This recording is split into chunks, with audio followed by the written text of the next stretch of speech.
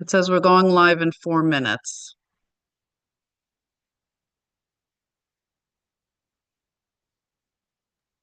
I think it worked.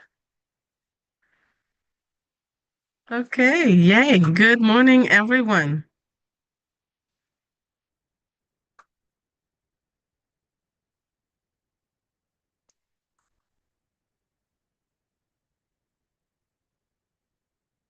Okay, Josephine, you have co-host just in case. Anthony, you have co-host too. Please help me admit everyone. Okay, good morning, everyone. Thank you for being here. The May 8th CPAC meeting. As always, it's always a pleasure to be here representing all of you. And we are calling, please mute if you're not speaking. We're calling this meeting to order at 9:30 a.m. As you can see on the screen, we have your executive board members today and present on a roll call. I'm not sure if Randy, are you able to do roll call? Yeah, I'm sorry. I'm just like in a little bit of pain, but I'll get through it. Thank you. District Just the one. ones that are here. Sorry. Okay. I everybody's not renamed yet, so I'm just gonna just call them all out. Yeah. District one, District two, Here. District three, Here. District four, District five, District six. Good morning, President. Good morning. District seven, District eight, District nine, District 10, 11, 12. Here. 12. Yes, here. That's Christy. No, Kenya Barney. Okay. 13, 14, 15. District 15 present, Liz Grayson. Good morning, Liz. 16, 17, 18, 19. District 19, President Shakima Sealy. Good morning, Shakima. 20, Present. 21, Present. 22. Good morning, I'm here. Good morning, Michelle. 23,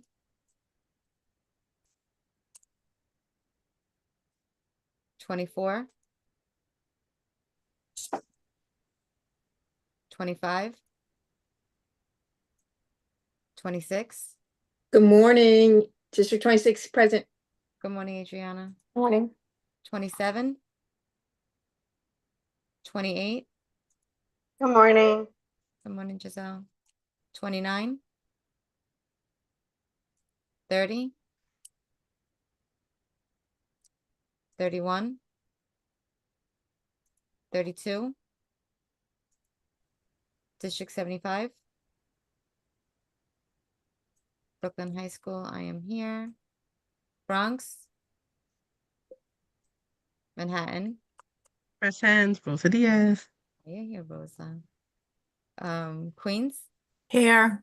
Good morning. good morning, Shanette. I Staten might Island, get kicked off. I'm trying to relog back in. Sorry. no problem. It's dumping me. Hold on. Staten Island. Okay, and I think I saw D9 come in. No, District 7. 7, okay. Okay, anyone I missed? Okay, I'll turn the floor back over to you, Chair. Thank you so much, Randy. Just in case, we'll put the attendance on the chat. And if you're here from District 1, 4, 5, 10, 14, 16, 17, 18, 22, 23, 24, 25, 27, 29, 30, 31, 32, District 75, Bronx, and Staten Island, please let us know. I'm unable to see everyone right now because I'm sharing my screen, but it's very important that you represent and are here present, engaging with us, and take all this information back to your president's councils and your districts. As you may know, the executive board, we reserve the right to contact the district's presidents, including the boroughs, if you have been inactive for the past 3 consecutive CPAC general meetings. Just wanted to let everyone know of that. And with that, we are having today, the agenda for today, we already did roll call. We are going to do CPAC business in a minute. And we are having a district borough update. So everyone, please be ready to share any update from your district, any event or anything that is happening in your district that we can advocate. Also around 9:50, we are having intentional healing by Andrea Mancuso, who is the founder. And then around 10:30 a.m., we are going to have a presentation on school water quality by the Office of Energy and Sustainability, an overview of New York City Public Schools solar programs. We are having also FACE, of course, and then we're going to have our Chancellor, and then Family Leadership Coordinator from New Vision, Abdoulaye Balde, and then we are going to have civic engagement around 11:55. And then we are going to table the April minutes because we did not receive it, and hopefully we'll have an adjournment around 12:10. Okay, does anyone have any questions or any opposition with regards to the agenda? Please let us know, don't raise your hand. Okay, we're moving on. First, and every one of the executive board can chip in at any time. We want to say thank you so much for including us. I know I was very excited just to be in community with all the FLCs yesterday. It brought warm to my heart to see everyone, and especially in person, because everything that we do, it's Zoom. And everyone was like, "Oh my God, Rosa, you're taller than I thought." So it was really nice. It was really nice. So I wanted to say thank you. Like, we felt welcome. I can only speak for myself, but please, anyone from the executive board, unmute and say something, please, if you want to chime in. I'm sorry, the executive board? I just want to say this is something that we had spoken about at the last meeting, saying that change was coming. So CPAC's executive board had requested to try to bring together and collaborate with President's Council, President's Council executive boards with their FLCs to make us to help us work together and have a better relationship so that we can help our PAs and PTAs work with their parent coordinators.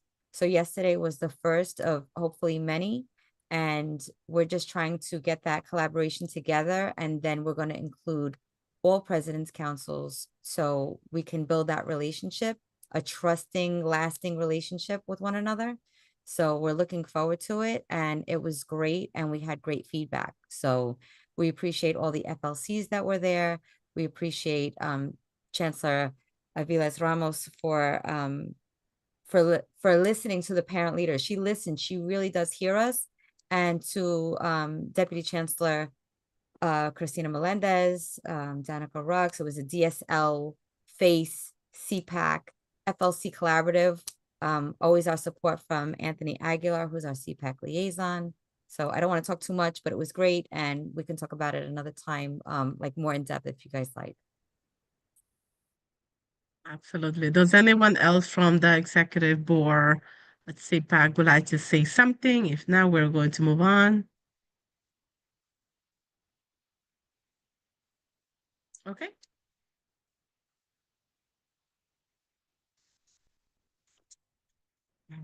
Second.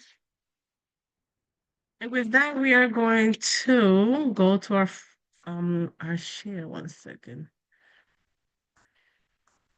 There we go. I'm able to see everyone now. Thank you. So we are going to do any district updates. Does anyone want to share what is going on in your district? How can we best support you? How can we continue the work together, just like Brandy said? Um, please raise your hand and we are going to listen and take notes.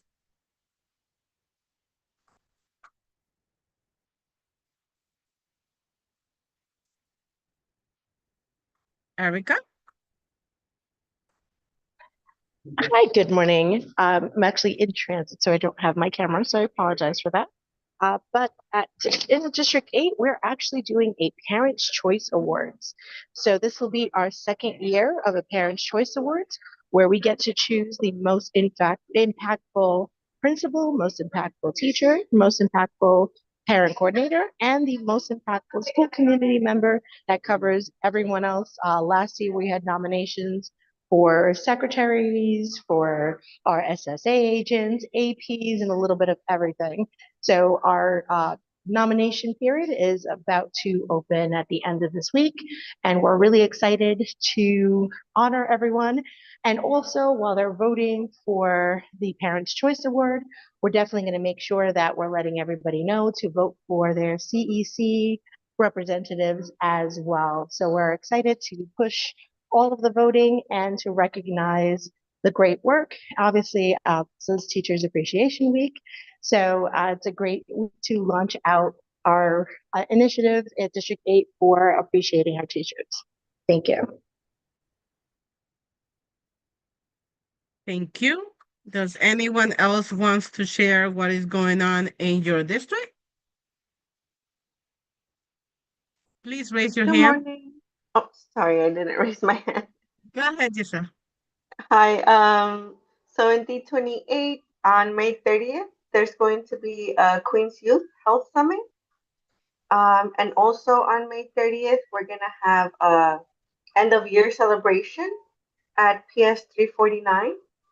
And I'll add the link here. On May 31st, there's going to be an autism and developmental disabilities walk and resource fair as well. Awesome, awesome. That's great. District 19. That's good. Good morning, everyone. So May 16th, the District 19 will be having a HTS Health and Wealth thing.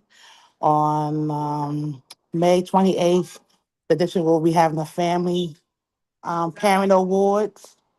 Thank you, Ms. Green. Family awards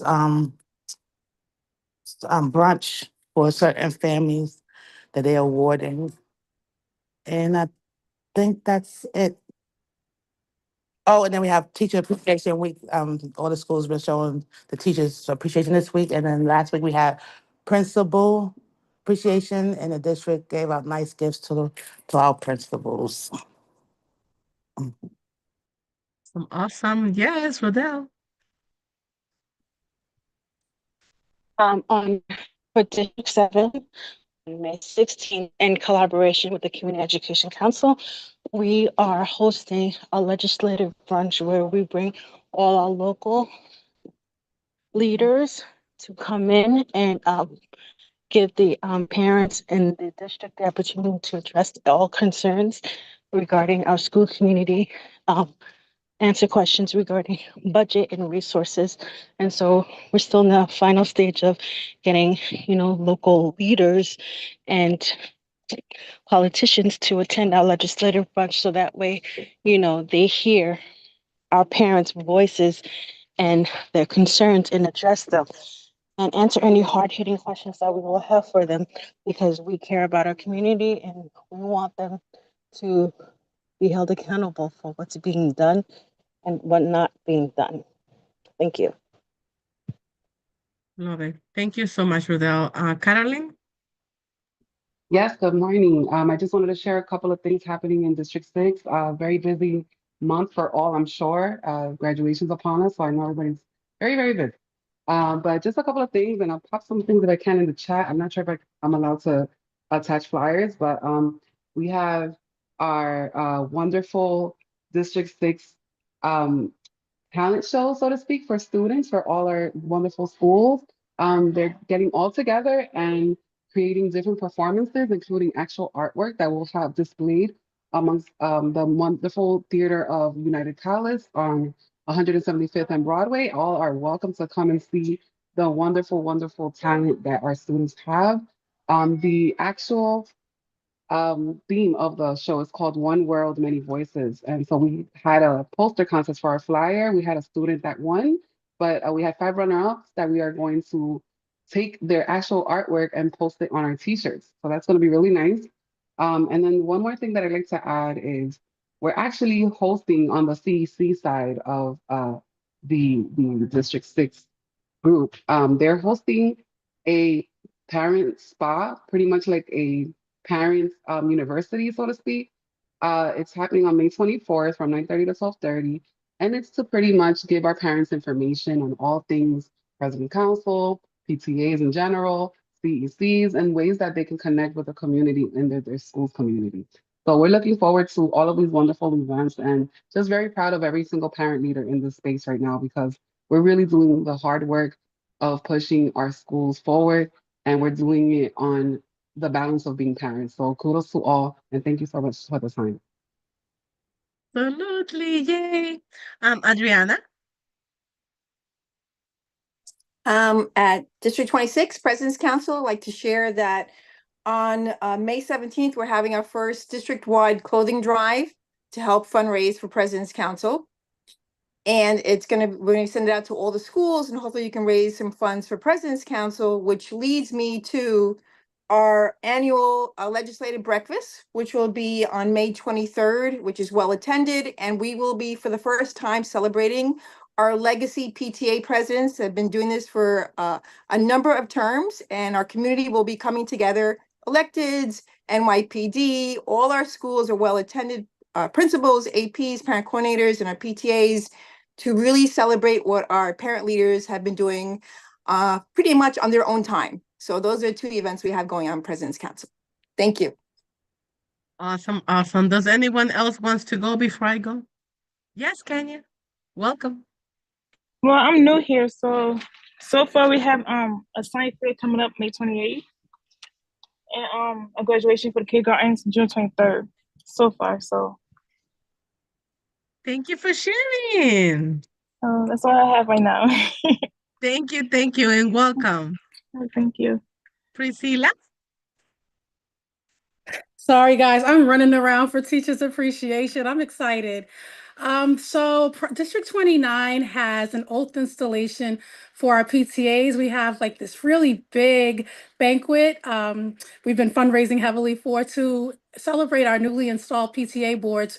We're looking good for getting everyone's elections done so that for June we'll be fully loaded. So that's going to be at PS 15. Really excited about that. We also have a parent pop-up event where parents are going to be showcasing their businesses. So we already have 40 tables sold. So we have a lot of talented business owners in District 29, and that's at Collaborative Arts Middle School. So we're really trying to elevate the vibe over here in Queens because we are the traffic land with the Van Wyck. And that's it. Happy Teachers Appreciation Week, everyone. I know you guys are doing amazing things at your school. Thank you. Thank you so much, Priscilla. Anyone else? Okay, so for me, Manhattan High Schools, we have been very active, training, President's Council. We've been doing presentations and even attending PTA meetings. to support with their elections, just being an observant, obviously. And I know we table also at the May 3rd event, which is a collaboration in Washington Heights.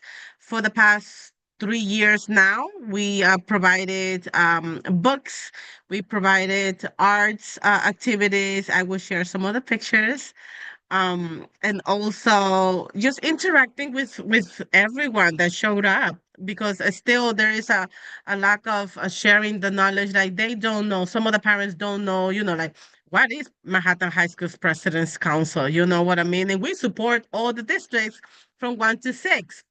So there's a lot of information that still parents do not know, and we're trying to provide a lot of support, and even our email address and our phone number, just so everyone can know and follow up and just be on the lookout.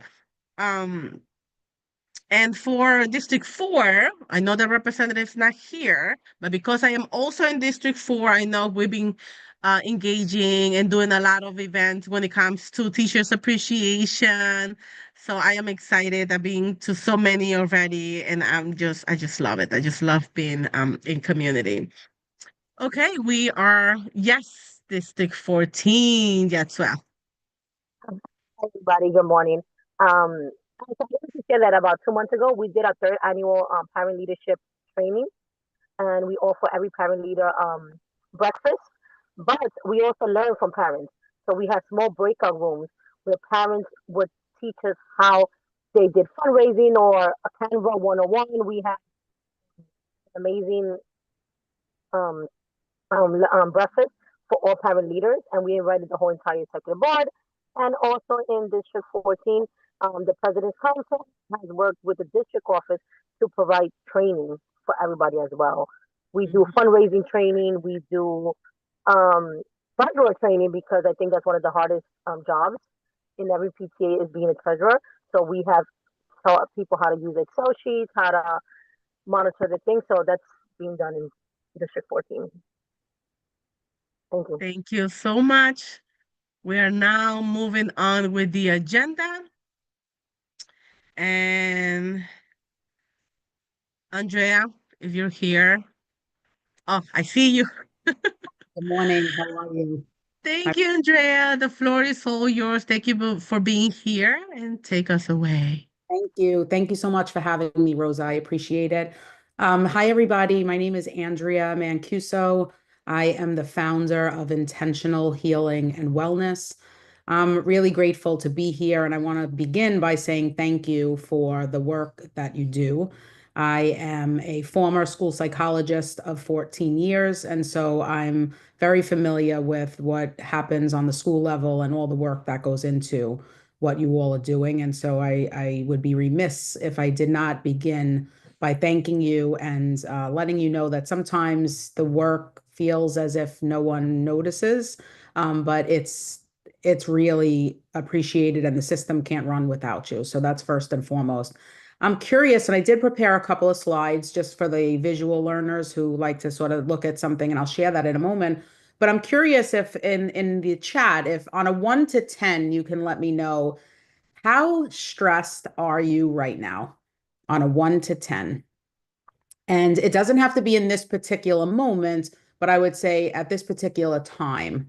All right, so we have a 9 in the chat. 6, 8, 6, 9. Yes, right. 7. There's a lot.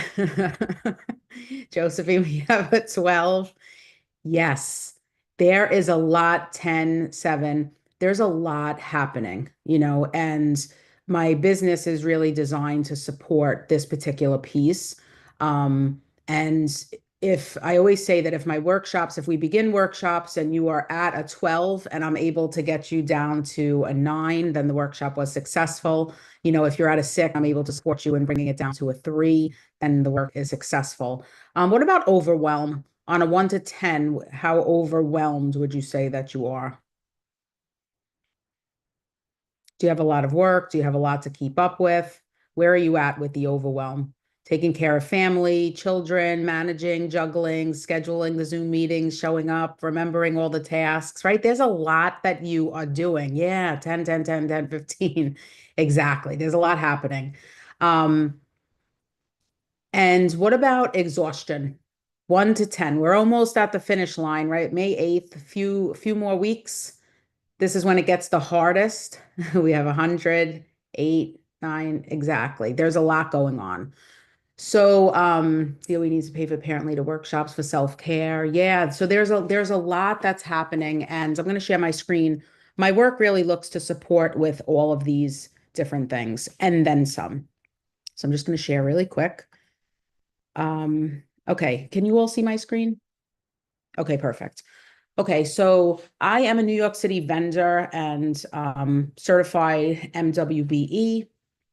I like to share that because sometimes doing business is a bit easier when that's the case. And I want to just, talk to you a few minutes about my training and who I am and why I started this business. So I was a school psychologist in District 21. So if District 21 is in the building, I just want to send you some extra love. I was a school psychologist in District 21 for 14 years. And the career changed a lot when I was going through my years. And so by the time I was leaving the system, which was in 2021 is when I resigned, I was recognizing that there was tons of paperwork, but there wasn't as much time for me to support the students, the parents, and the staff. And that's what I like to do most. So my background is in therapeutic intervention. I'm a mental health counselor, an educational consultant. And I felt in 2021, I would say right after the, main part of the pandemic, that in order to be effective with supporting students, parents, and staff, I needed to leave the system. And so it was a huge leap of faith. I left the system and started intentional healing and wellness. And now I am serving the entire city, all the different districts available to provide services. And so I'm happy to be here with you to talk to you a bit about what I can do for parents specifically. So our mission with Intentional Healing and Wellness is to elevate the culture and performance of the entire school community by empowering students, parents, and staff. And what I know from my time in the system and my time out of the system is that students, families, educators, they all want to feel safe, seen, heard, and valued. And so my work really sets out to do just that. And during these challenging times, working together with parents to strengthen stress management skills, mental health skills, which we've come a far way with mental health, but we still have a long way to go. There's still a huge stigma around service. And so I look to really normalize conversations around mental health and support and I would say make it cool instead of making it like shameful and embarrassing. I really do a lot of work around that. And I use myself as an example. I'm someone who's no stranger to struggling with mental health. I had, a history of panic and anxiety and depression, and I've been able to learn strategies and tools to change my life. And that's why I want to support others in changing theirs. And also the leadership development piece. Leadership skills are essential for success. And I want to be able to empower parents to tap into these skills so that they are able to thrive in their own lives, support their children to thrive. And I always believe that when we are able to thrive, we then create a ripple effect and other people can as well. So what I'm noticing now over the past, I would say 5 years or so, is these are some of the silent battles that parents are fighting. So chronic stress and mental health challenges. So we saw in the chat, we have 12, we have 100 on some of the scores, right? There's a lot happening. So parents are navigating overwhelming levels of stress right now. There's burnout, which is rampant. There's emotional fatigue. And this is all while trying to support their family, children, with their education and navigate their personal life. So it's a lot. And the second thing that I noticed tremendously that comes up in a lot of the trainings that I do is parents are completely overwhelmed with supporting children who have diverse learning and emotional needs. So this is a big piece because oftentimes when, let's say, special education is on deck, it's a whole nother level of support that parents need to learn and navigate the system and be able to, advocate for themselves, for their child, become partners with the school. I know from my years of experience that oftentimes parents feel on the outside of of the educational system. And so being able to feel as though there's a collaborative partnership, a creative partnership, I would say, with schools, particularly with students who are at risk and navigating the challenges academically and all of the things. And then the third thing is pretty much what I just tapped into, is the disconnection between home and school. Parents want to be engaged as partners, but a lot of times, sometimes myself included, when I see some of the second grade curriculum, I don't know how to do some of the things that they're teaching, because it's being taught in different ways. So there's often a disconnect from parents and schools, in the sense that it can be difficult to find a way to come together when learning styles are different, or there's language barriers, or there's needs that require services. And so my work really looks to provide solution to these things. And so the way in which I do that, the way in which I do that is through raising awareness. So a lot of the topics require an awareness, and some of my services seek to do that level of support, and then also provide empowerment and education, and provide tools and support. So my work is very practical. I like to engage parents, because I remember being in the system and thinking that if I had to sit through one more presentation, I wouldn't be able to do it. So my workshops are very interactive, and they're really hearing from parents, and, in hearing from, well, what levels of stress are you experiencing? Where is it showing up for you? Let's identify the sources, because we can't do anything about it until we know what's going on. And that's how we workshop all of the topics together, which I have found to be very, very successful. So the different services that I offer right now to parents, I offer 60-minute virtual sessions. I find that anything beyond a 60-minute session is, we lose people. I offer 60-minute and 90-minute in-person workshops, which I would say is the most popular, this offer, because people are craving connection, want to be in community, want to be together. And so I personally love this one most. And I find that when I get the feedback, everybody's enjoying this. And then retreats, which could be up to 3 hours. And this is more of like a little, I call it like a little spa staycation type of day, where I do a mix of different things, have different people support me to provide what would be like a restorative experience for parents. So like mind, body, soul type of event. And some popular topics: managing stress as a parent, supporting your child's mental health, balancing school and life, emotional strength, building emotional strength in your child. And remember, taking care of self. A lot of these topics, when it comes to supporting the children, it requires that parents learn to do it first. And so there's this huge empowerment piece that I do with my work. Before I even look to focus on the child, it's really focusing on the parent. Parenting through crisis, which I think we could all agree we've been in the throes of it, for quite some time, working together with teachers, what that could look like, preventing burnout as a parent, or burnout recovery, right? Because based on the numbers that I saw in the chat, it's thriving right now. Raising, we have somebody in the waiting room, let me let them in. Okay, raising respectful kids, supporting special needs or at-risk kids, effective communication with your child. Now, a lot of these workshops are, again, interactive, strategy and tool-based, hearing from parents. I also use the arts, and I use music oftentimes. So I do heal and paint sessions. We do music sessions, which is more of like, I would say, a music therapy type of experience. So it's creative, it's fun, it's engaging. People take to it very well. I'm going to open up for questions in a minute, but I do want to share this particular screen. This is my contact information. You could reach me by phone or by email. And if you scan this code that's on here right now, it will prompt you to send me an email, which the bulk of it's already filled out. You just have to include your name and your phone number. It basically indicates already that you are interested in learning more. What I would do at this point, if you scan the code and send me that message, I will set up a call with you. We could set up a half-hour call. How I could be of support to you first and foremost. And then if there's any additional information you're interested in for, bringing this work to your districts. So I'm going to stop the share in a moment. I just want to make sure that everybody gets this. I would say take advantage of this scan because if nothing else, you'll be supported for a half hour. And I think that that's really important given the work that you're doing. I will send this to Rosa so that you have it, in case anybody circles back or missed today's meeting and you want to get this out to them. But I just want to open up for questions.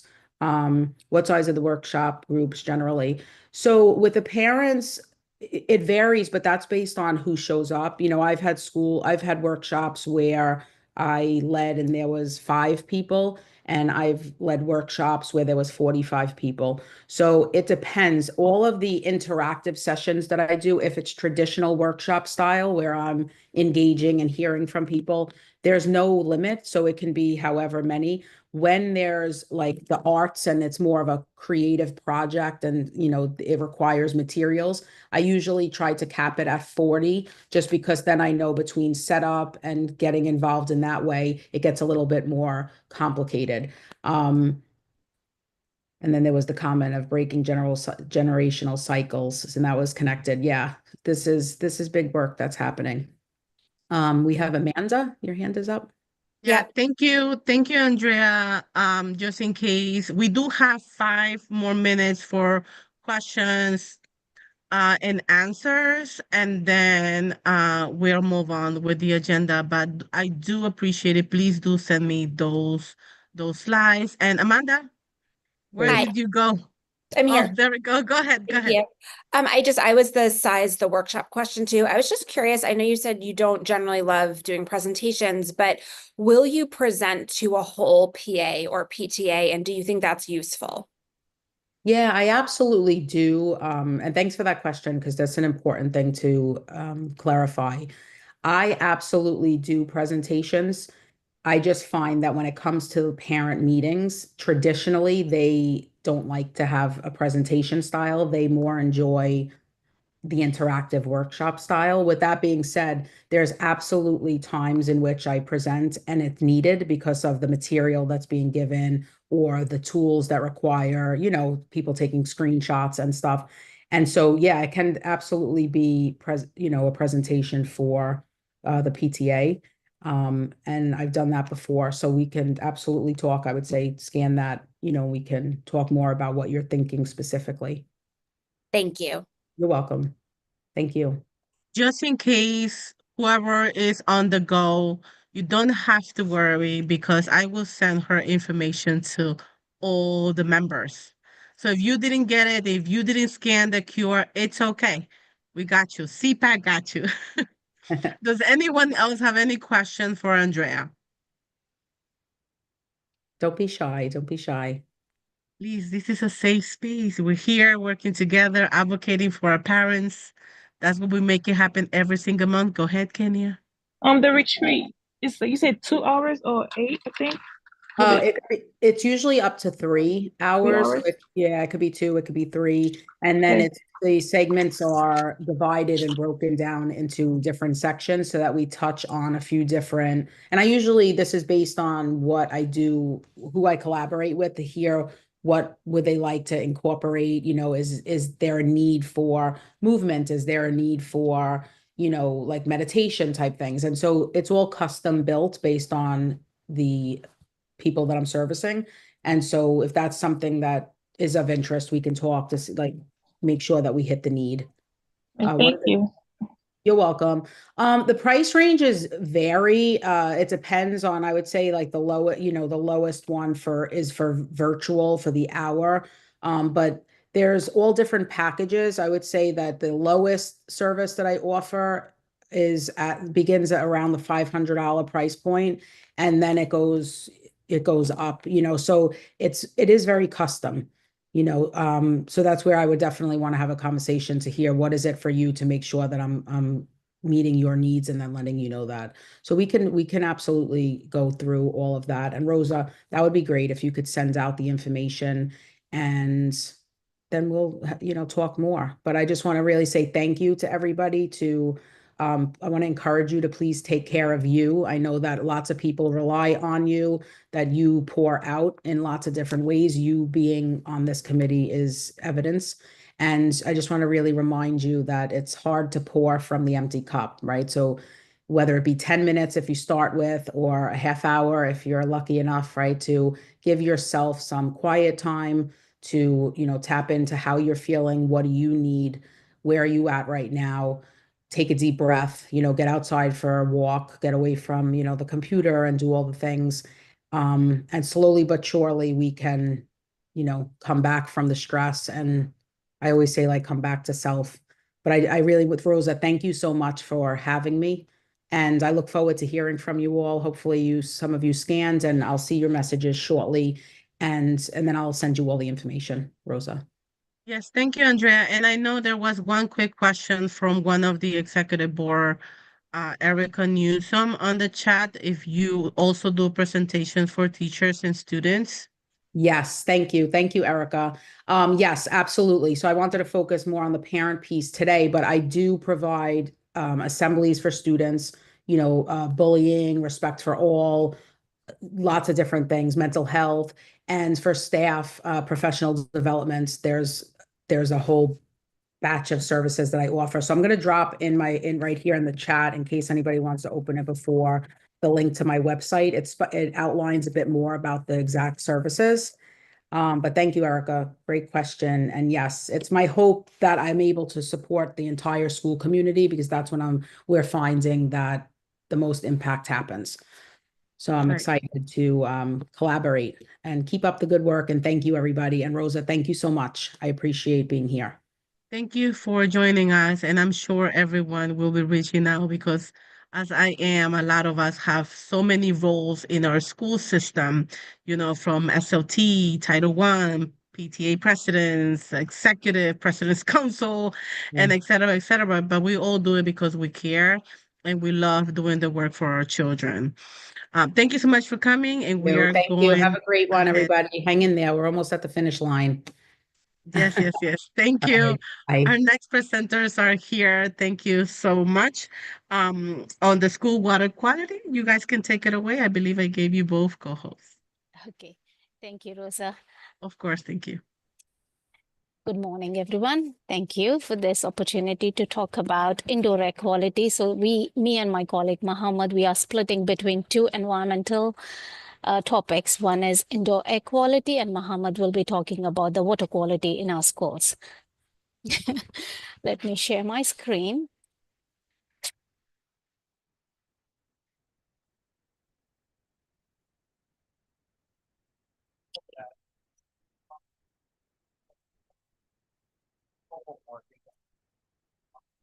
Okay.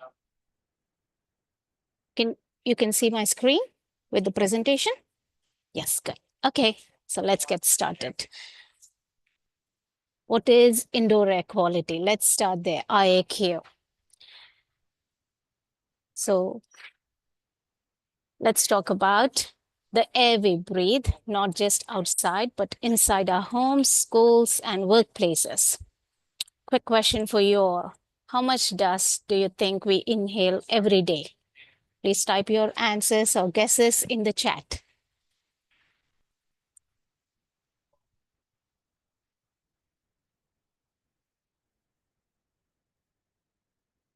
Okay. So I'm revealing the answer. Believe it or not, the average adult inhales about 2 tablespoons or 50 grams of dust and airborne particles daily. That's up to 50 billion particles per hour. That includes dirt, allergens, dead skin cells. Am I reading you out now? Yes. So I just wanted to create some curiosity on the topic, and I have to bring in some facts, and I hope I'm doing justice to the topic at hand. Okay, so why IAQ matters? Why is IAQ important? We spend about 90% of our lives indoors, and indoor air can be 2 to 5 times more polluted than outdoor air.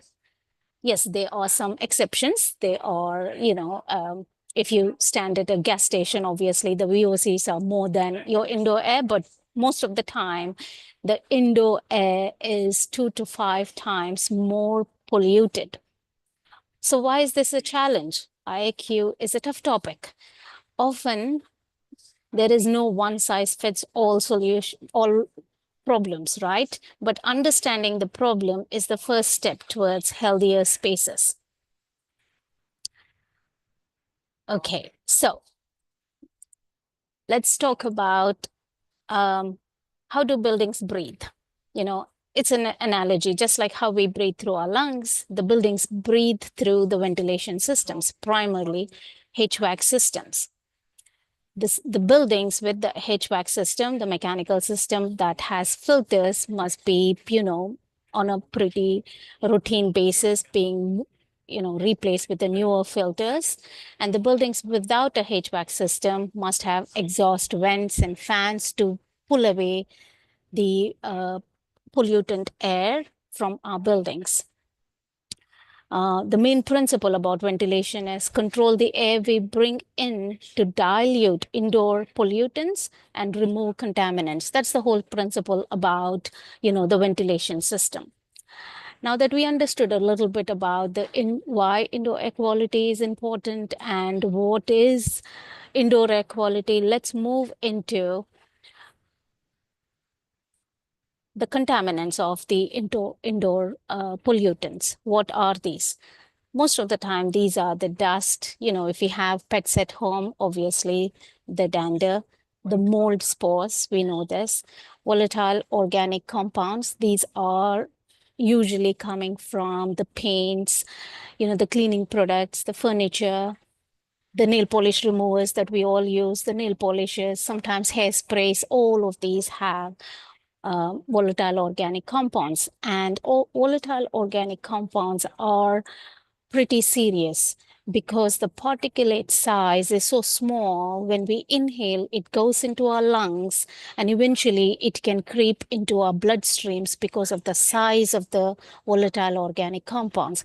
If it is dust or, pollen, the particulate size is big, it is heavy, it settles on the floor. Usually we don't get to breathe from the floor, right? We are always standing, sitting, we are in whatever the particulates are in the air is what we breathe. And this is why VOCs in the building has to be at a very low level. Okay, can you think of a source of indoor pollution in your home or office? And would you mind sharing it in the chats just to make this a little bit more interesting? The topic itself is a little dry, I get that. Moving on, let's talk a little bit about the health effects of poor IAQ.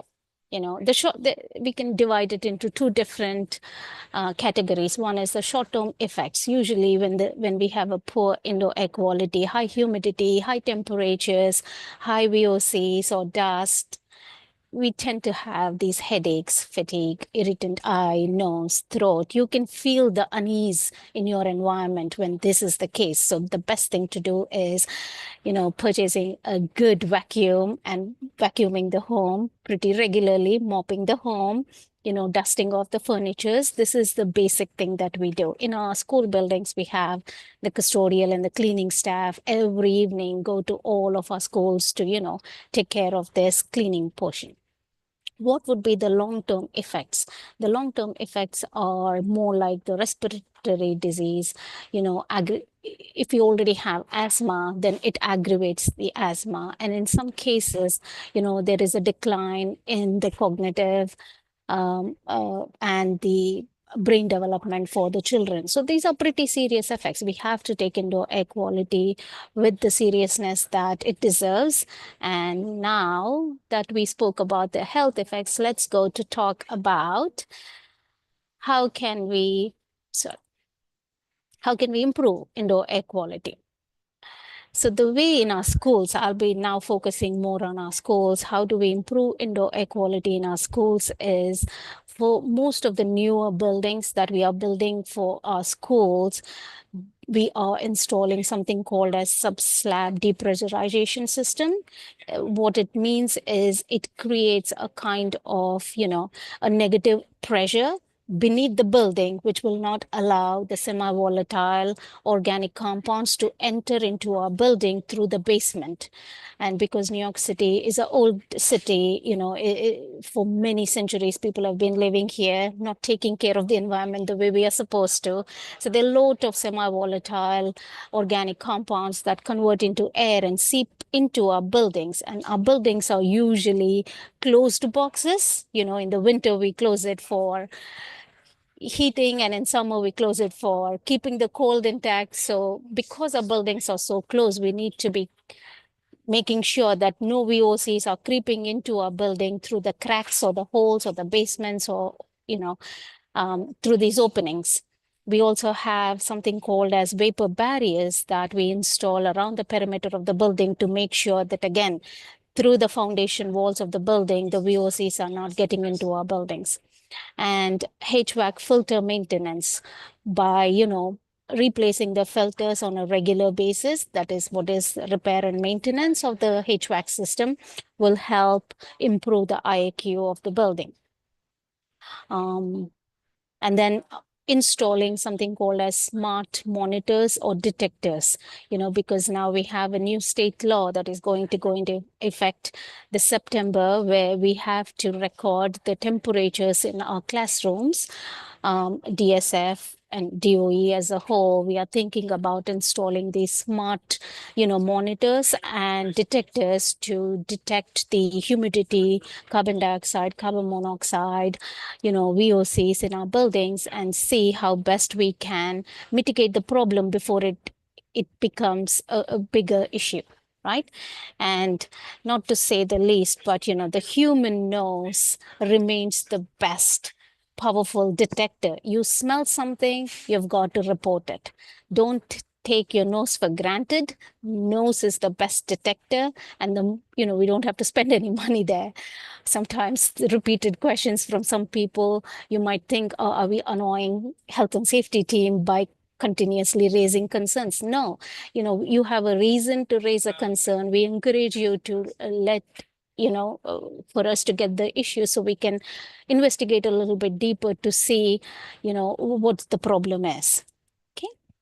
And with that, I conclude. I only got 10 minutes to do this. My colleague Mohammed is on the clock now. So if you have any questions, please put them in the chat. And all I can say now is, while there is no magic fix, small steps like improving ventilation, reducing chemical use, and regular cleaning can make a big difference in our homes and our schools.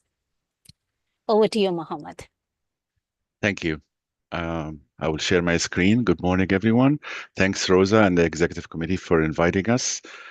We are here on environmental health and safety. We care about the health and safety of all the staff and students. I will just share my screen. Okay, can you all see it? Thank you. Okay. So my name is Mohammed Hamida. I work for the Department of Education as a director of the Water Quality and Lead Compliance in the Office of Environmental Health and Safety. I know that this is only about water quality, but I add up something about lead paint because everybody should know about it. We will talk about our water first. 1 second. So the New York City water, I don't have to tell you more about it, but this is one of the best in the country. We all know we have the best pizza, the best bagels, due to the water that comes in all the way from the Catskill, from the reservoirs. And basically, it's free from lead and free from any contaminant. And also, to add, there's like 600,000 testing done yearly by the city, New York City DEP. And as you see here on the screen, that little, I don't know if you're old enough to remember the telephone booth on each corner. So it's basically in every neighborhood. We have like I don't know what's the last estimate or numbers. Probably it's like 600. This is DEP. When you open this, it basically has a water. They collected samples every day to make sure that the water meets all the quality of all the regulations. So why lead is important? Because basically when the water um, is not really moving in the pipes. We don't flush. We don't wait like 30 seconds before we're drinking the water.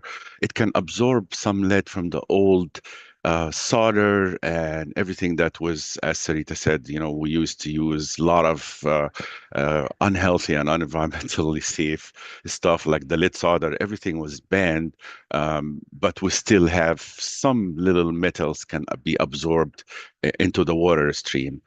Um, so what we do when we found any water exceeds the limit, which is 5 parts per billion. I don't want to go into really technical, but it's a very small amount, and the government agencies like the state and the city, they keep reducing the numbers. Like a few years back was 20, right now it's 5, and we adopted or adhere to the most stringent one even before the regulation takes effect. So right now we're at 5 parts per billion. And anytime that we have any of these exceedances, we remove this outlet out of service. We put signs for hand washing if it's hand washing, or if it's drinking, we take it off service till it's fixed. Every building is DOE. We test it once every 3 years.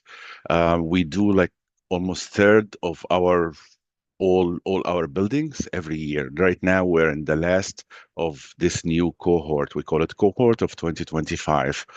Um, where you can find the results of the water testing, it's everything is transparent. It's all in the website of the school. So you go to your school profile page and you click on data reports, and you will have all your testing results available for any parents or anyone want to find out. We work with all city agencies. We have to report all our results to the state every 10 days, like whenever we have results. Also, anytime before we replace any fixture back into service, we have to really make sure that it's tested before we put it back into service. That concludes the water, but I just want to touch a little bit on, I don't know, Rosa, I have still time, 5 minutes. I can go over, I can go over the lead. Okay, how we keep track of all of this? Still have like a couple of slides. We have this tag, metal tag. We have this in every single fixture that's used for drinking or cooking, and we basically scan it to eliminate any. We use the state-of-the-art cutting edge systems to track and manage our water testing. So we have this handheld that is basically it reads that label. We have 160,000, almost 160,000 outlets that we tested. We have database and we have labels for all of them. And anytime that we have 5 parts per billion, you can just go in line, or you can ask anyone, and we can tell you exactly when was tested and what was the result of any of it. So okay, this is the painting. We're gonna go into the paint now, the lead-based paint safety. We keep, any kids 6 years or younger or first grade, we have to do the testing 3 times a year. Not the testing, the visual inspection of any space that hosts children under 6 years old or first grade or under, and for built before 1985. I just want to add some comments on this 1985. DOE is the only school district in the country that they use the 1985. Everybody used 1978, which all the regulations, if you Google it, you find that all the regulations talks about 1978. That's the building what the cutting. So we even make it farther to 1985 just to make sure that we really cover all our buildings to make, and then the classroom, it's inspected 3 times a year, and the common spaces like cafeterias, gymnasium, auditorium, bathrooms, or library, it's once a year. We're going to start the next round in the end of the school year, so probably like the first week of the end of June. how we know that it's lead or not. So there's two methods. One is destructive, which you collect like 5 grams of paint chips and you send it to the lab for analysis, or we can use this XRF, which is called XRF gun, but it's not actually a gun. It's just something that you put it on the paint, and it just tells you if it is lead or not, and it goes beyond the surface layer and it makes corrections to the substrate. Um, Also, once we have that, so that's custodian first. First, the custodian will do the inspection, and then they will provide us with the result if he sees any peeling paint. It's not necessarily that all the paint is lead, but if we send the EPA inspector there, or the consultant, then they determine if it's lead or not. And once it's done, then we take immediate action. Also, transparent. It's all this is reported on the school. The result paint testing reporting survey can be found in the school website. So you can go into the main DOE website, and then you can type paint reporting survey, and you can find everything in there. Also, in addition to that, we can, if you notice, I'm not asking parents to do that, but if you notice, anyone can notice any peeling paint in any of the school, they can actually report it. You can be anonymous. There is a form in there, and you can indicate, if you see any peeling paint in your child or your classroom if you're a teacher. Let's conclude all, and we open for actually me and my colleague Sarita. We can take any questions about, I don't know if we have any time. We have 1 minute. Any questions? Obviously, you can always put it in the chat and we can answer you once we have the answer for you. No problem. Thank you so much. Absolutely. I love information. I love transparency, and that's what we offer here. We will be taking 1 or 2 questions if possible. Giselle, you have a question? Yes. Sorry, my phone was not working. Yeah. So I have a question. Would you be able to answer like questions about water fountain repairs, or is that more construction authority? I'm sorry, water Fountain repairs. fountain repairs? Yes. Yeah. Yeah, go ahead. You can Okay. ask. So the school at PS 220Q, their water fountains have been under repair for about a year now. They said that they're done with the repairs, but they haven't um turned them on. I don't know if what who I can reach out to about that. The school has also reached out to the construction, but they haven't heard back. And this was because our district like the councilman changed, and so it kind of got moved around the responsibilities. They're not sure who's responsible now. No problem. We will find out. We will check with the custodians and the deputy director of facilities for this district, and we'll get back to you. Right, absolutely, because this is really important. A lot of the water fountains, we want the children to have all the hydration they need to continue with their schoolwork. Thank you so much, Giselle. I know Mohammed will follow up with you. We'll connect you via email too, just in case. Okay. Thank you guys so much. Please do send me this slide so it can be shared with everyone as every single month. And we will move on with our next presentation. Thank you, thank you, thank you. Meredith, you are next, and then we'll go with the next presentation. Perfect. Thank you so much. Can everybody hear me? Okay, great. Good morning, everybody. Thank you so much for having me. I'm very pleased to be here. My name is Meredith McDermott. I'm the Chief Sustainability and Decarbonization Officer for New York City Public Schools under the Division of Operations and Finance. And I was very happy to see questions rolling in about our Solar Schools program. So I am going to go ahead and share my screen here. Let's hope this works. Okay. Can you all see that? Can you see anything yet? Okay, great. Thank you. I can see the thumbs up now. Let's hope that continues. Okay, here we go. I'm just going to change this here. There we go. Okay, now I can't see any of you, so it gets a little strange, but bear with me for one moment. So again, I'm Meredith McDermott. Thank you again for having me. We do a lot of different programs. We're of course not going to talk about everything here today, but hopefully this gives you an understanding of not only one of our key programs, but also sort of a little bit more about our general approach to school sustainability. This is something that we've been working hard on for many years. Our Solar Schools program in particular was one that really started quite a few years ago and has been on this kind of very steady, positive trajectory for many years. So we're now at a time where we're making a lot of really, really good progress and hoping to, of course, keep that going. So as of right now, I'm trying to sort of minimize some of the technical things, but there are certain measurements and things. If anybody has any questions about any of this at any time, whether it's now or later, I'm happy to I was kind of. gonna say, Oh yeah, Meredith, it yeah. shows your current slide and it shows the next slide. Just in case, I Yeah, don't I know don't if know that's how why you meant.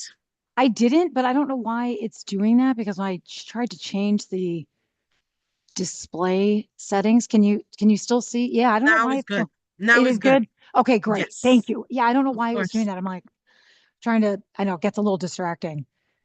So as of right now, we've got 119 total completed rooftop solar installations. So it's 119 buildings. So if you think about it, as you all know, a lot of times we have multiple schools in one building. So this is really covering a lot more buildings than that 119. It's probably closer to like 150 schools, again, in those 119 buildings. And so the total amount of solar installed is it's measured in what we call megawatts. So the measurement is 25.4. Cool thing to note here, like the sort of key statistic is that New York City Public Schools, we make up over 80% of the city's total progress to date in solar installations on city-owned buildings. So we're most of it. We have a lot of opportunity. We've got the largest building portfolio. It makes a lot of sense, of course, for that to occur. So we've actually completed a pretty good chunk of projects over the last couple of years alone. As you can imagine, with any program, oftentimes when you're starting out, you're working with different contractors. It's kind of things go right. It's a brand new thing for everyone. So it's a little bit of a slower start, but now we're really kind of moving fast. In addition to those 119 completed projects, we've got another 96 that are currently in various stages of kind of the overall process, whether it's design, engineering, actual construction, or near closeout, meaning it's about ready to be counted and added to that total completed project number.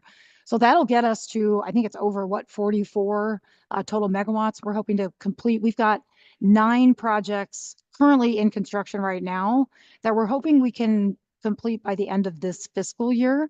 In addition to those projects, we have been working for quite a while with a variety of different partners on 5 what we call resilient solar and battery storage projects. What these really are, not all of our solar installations have a battery to store all of the clean energy that's generated on site. So what we are doing is we're working with the Economic Development Corporation and a few other city agencies at some of our school buildings that serve as emergency shelters. We want to be able to, in the event of an emergency, we want to be able to provide backup power. Again, in case we have a blackout, we have a brownout, something major happens, a major storm event. A lot of our schools, as many of you know, serve as emergency shelters. Many of them serve as critical, what we call tier 1 emergency shelters. So meaning we've got some interesting facilities that a lot of people in our communities are really relying upon, especially if and when needed. So we're hoping to be able to bring these online. This has been a sort of an interesting thing, excuse me, in that there's a lot of safety considerations. Sorry about that, guys. I've had a scratchy throat. There's a lot of safety considerations, of course, so we've been working hand in hand with FDNY, Department of Buildings, to make sure that anything that we're putting infrastructure-wise on a school building that's new, of course, the first thing that leads all of it is safety. A battery to tie to a solar project is about the size of a shipping container. So it's not like a AA battery or a AAA battery. They're sizable. So you can imagine not all of our schools have that physical space. So we're really trying to do this in an intelligent way that does not impede any outdoor space in particular. Again, that's a big priority for many of our schools as well. So we would never want to impede that. So we've also got another 200 or so school buildings being assessed for future solar projects. So just so you know, about a third of our buildings, I'm just going to mute for 1 second so I can cough. I'm sorry about that, guys. Just need water. Sorry about that. So we're constantly looking at our building stock. Again, we've got over 1,500 buildings. Not all of our buildings have what we consider to be a solar ready condition, which we're going to talk about on the next slide. But we still do have a very large building portfolio. Every couple of years, there's actually a formal sort of feasibility study that goes out under Local Law 24. It's really just the city's municipal solar readiness report. So if you Google that, you can find it online. That really goes through all of the sites throughout the city across other agencies that have been determined to be solar ready at the time of that report. And that's, of course, especially important for us to kind of use as a guide to be able to determine, okay, what's next, what buildings to be able to prioritize sites. We're always trying to do this across our boroughs as well. So just to kind of give you the program at a glance, when it comes to our different boroughs, we've got quite a good amount of projects in each of our boroughs. Again, please know, again, this is a work in progress. What we really started with this program was a lot of our larger facilities. As you can imagine, we want to really be able to maximize the clean energy that we're generating on site. And so we started with a lot of these bigger buildings. Of course, a lot of those bigger buildings are really in the outer boroughs. We also have to consider such things, beyond just the structural feasibility. We also have to consider such factors as like shading. So for example, in Manhattan, as you can imagine, it can be a little bit tougher to site solar just because of all the surrounding buildings. So there's a lot of shading that can happen from other buildings, and on the flip side of that, in some of our, or even our outer boroughs, they might have more physical space and like really large, nice rooftops, but there's also a lot of trees. So this is also a good thing. We want to be able to, we're certainly not going to be, we want to keep the trees. We want to keep all the trees that we can. So it's just a matter of kind of working our way sort of from out to in and making sure that there's, equitable distribution across all of our boroughs. So as I mentioned previously, we've currently got about 25 megawatts installed. Again, that's across those 119 total rooftop solar installations. And I know that these numbers might not mean anything to anyone, but one of the key drivers for doing all this work in New York City and many places is really we're trying to reduce our greenhouse gas emissions. And so with all of our projects completed to date, we've reduced nearly 10,000 metric tons of carbon dioxide, what we call carbon dioxide equivalent. And so that's, looking at some of these statistics, you really see that that's like powering over 4,000 homes. It's removing over 2,000 vehicles from the road, planting over 150,000 trees. And if you think about the visual of 75 football fields that are all just solar panels, it kind of puts it into context. And again, that's only with 119 installations. Our goal is, of course, to put solar on as many of our school rooftops and hopefully other places as well, as much as we possibly can. So it's a pretty big impact. And we're proud that our public schools get to be representing this, this investment that the city's making in clean energy infrastructure. We would be remiss to also not connect it to our staff and students, which we're going to go through in just 1 second. But, some of the key drivers other than those emissions reductions that I spoke of, we're really looking to protect our electrical grid. Some of you may know that there's a big push in sort of climate action and decarbonization and sustainability, especially with our buildings. Buildings in New York City they make about 70% of our emissions come from our buildings. Makes a lot of sense. We live in a dense urban environment.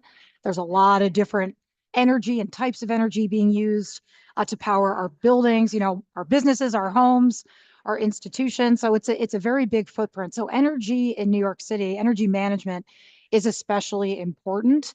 There's a lot of these great features and benefits and positive impacts from our program, but we're also really trying to contribute positively, not only to our school buildings themselves, but also to our sort of larger New York City and region in general, because as we are putting more and more pressure on our electrical grid, we have really hot summers.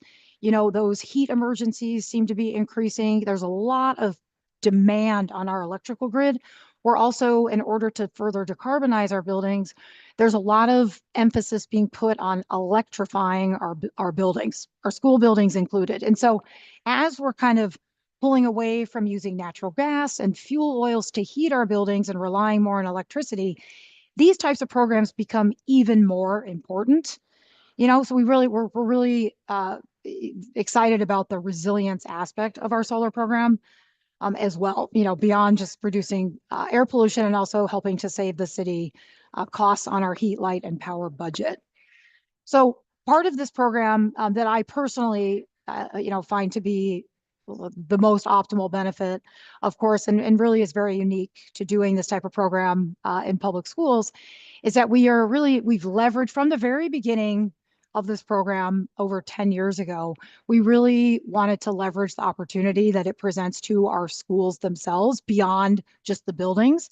And so we created a couple of different great education programs to really make sure that, you know, you can't necessarily see a rooftop solar installation. Not all of our rooftops are accessible. Not everybody can see it from, you know, we can't see it from street level. So we really wanted to think about that. We want people to know that A, this is happening, but B, this is really why it's happening, so that we can create sort of these really interesting and very relevant teaching and learning opportunities for our teachers and students most specifically. So proud to say that we've had our New York City Solar School education programs running for 10 years now. We have so just a couple of different examples. We created with our partners at Solar One, with funding from the city that we have to apply to and get every single year. We've set up a solar career and technical education program. This is a really great program. It's a workforce development program. We work in partnership with the Office of Student Pathways. And really what this does is it takes sort of all of this great content. It actually helps both teachers and students specifically to learn about what it means and what it looks like to actually install solar. And so they're learning all of these hard skills. You know, they get this really intensive hands-on training to how to install solar panels, you know, on rooftops and other places. So very cool. This is obviously a burgeoning industry and one that's expected to kind of thrive, you know, even more so moving into the future as we become more and more reliant on clean energy. So currently, this program is operating in 17 different career and technical education high schools across the city. This content that was developed specifically to do this program is integrated into existing electrical trades, construction, and engineering tracks at these high schools. A very, very great program. It's touched several thousand students at this point. And some of those students have gone on to do internships. And some of those students actually did internships for some of our solar installers that we use to install on our public schools. And some of our students actually helped to install solar at some of our schools themselves, which is kind of the dream, right? The more we can do those types of things, you know, we know we're on the right path. Another thing that we do to support our teachers is, again, in partnership with Solar One, excuse me, we've created a climate and energy education intensive program. This is a free professional development program for any New York City public school teacher. This is kind of broken out into grade bands. So we've got elementary, middle, high school. The high school options are further broken down into specific subjects, which is really, really handy because what this does is it provides real standards aligned curriculum for our teachers, which means that they're more apt to use this information. So there's some other initiatives kind of kicking around with Office of Student Pathways to really focus on our buildings, building performance, building science, but really looking at sustainability opportunities as a whole to, you know, think about possibilities for the future for programming that are going to directly benefit our students. So beyond solar, we're currently doing a massive LED lighting upgrade program in partnership with the Department of Citywide Administrative Services and the New York Power Authority. This is called our Direct Install program, and the goal under that program is to have 800 buildings upgraded. This is also just part of the LED lighting program that we're doing. We're also currently also trying to get funding to do an additional several hundred buildings in order to be in compliance with local law, but also because a lot of our buildings need LED lighting upgrade, and we have a lot more buildings than 800. We're also managing over $20 million in energy efficiency projects. We apply for funding to the city every year on an annual basis, and we do all different types of programs, looking at our heating systems, our mechanical systems, ventilation systems, and our lighting systems, of course, to just, again, really make our buildings more efficient, but also to increase our occupancy comfort as well. So just a couple of other examples of, we're receiving some state grant funding. And then we also have a fantastic energy resilience program called Demand Response. This is a peak demand sort of emergency response program. So when it gets really, really hot, the utility companies ask us to kind of back off our electrical use. And that's very much to directly mitigate the risk of blackouts and brownouts. Again, that's in the summer. We also have one for natural gas, and that's to ensure that all New York City residents and businesses are able to heat their buildings on really, really cold days in the winter. So again, just another kind of testament to that resiliency opportunity that we have. So, so I'm hoping that some of you have heard of our office or some of our other major programs. I'll run through these very quickly. We last year launched a citywide initiative called our Citywide Climate Action Days. So far there have been about 4 different days every school year that are focused on a different theme in sustainability. We have waste, water, energy, and then health, wellness, and green space. Our next up is in a couple of weeks on May 21st. It is our Water Climate Action Day. It also happens to be the day of one of our youth climate summits. We do these annually, usually with high school students, and this year we're offering a youth climate summit for the first time for middle school students, and those will take place on Governor's Island. These are student-centric events. They're also led by our Youth Leadership Council. We work with a group of high school students all year, every year. We've been running this program for about 7 years. These students really envision these events and other things, and they are also the ones to develop and facilitate workshops for other students. It's a fantastic event. We have a grant program. Like I mentioned before, we do a lot of different professional learning for teachers, including a Midwinter Climate Institute, where we have over 500 teachers attend, and about 40 to 50 partner organizations doing workshops, multi-day, really, really good engagement on those things as well. We support schools to do curbside composting. That was completed to all of our schools as of last spring. I believe the Chancellor will be speaking a little bit more about this as well, but all of our schools now have curbside composting programs as of spring of 2024.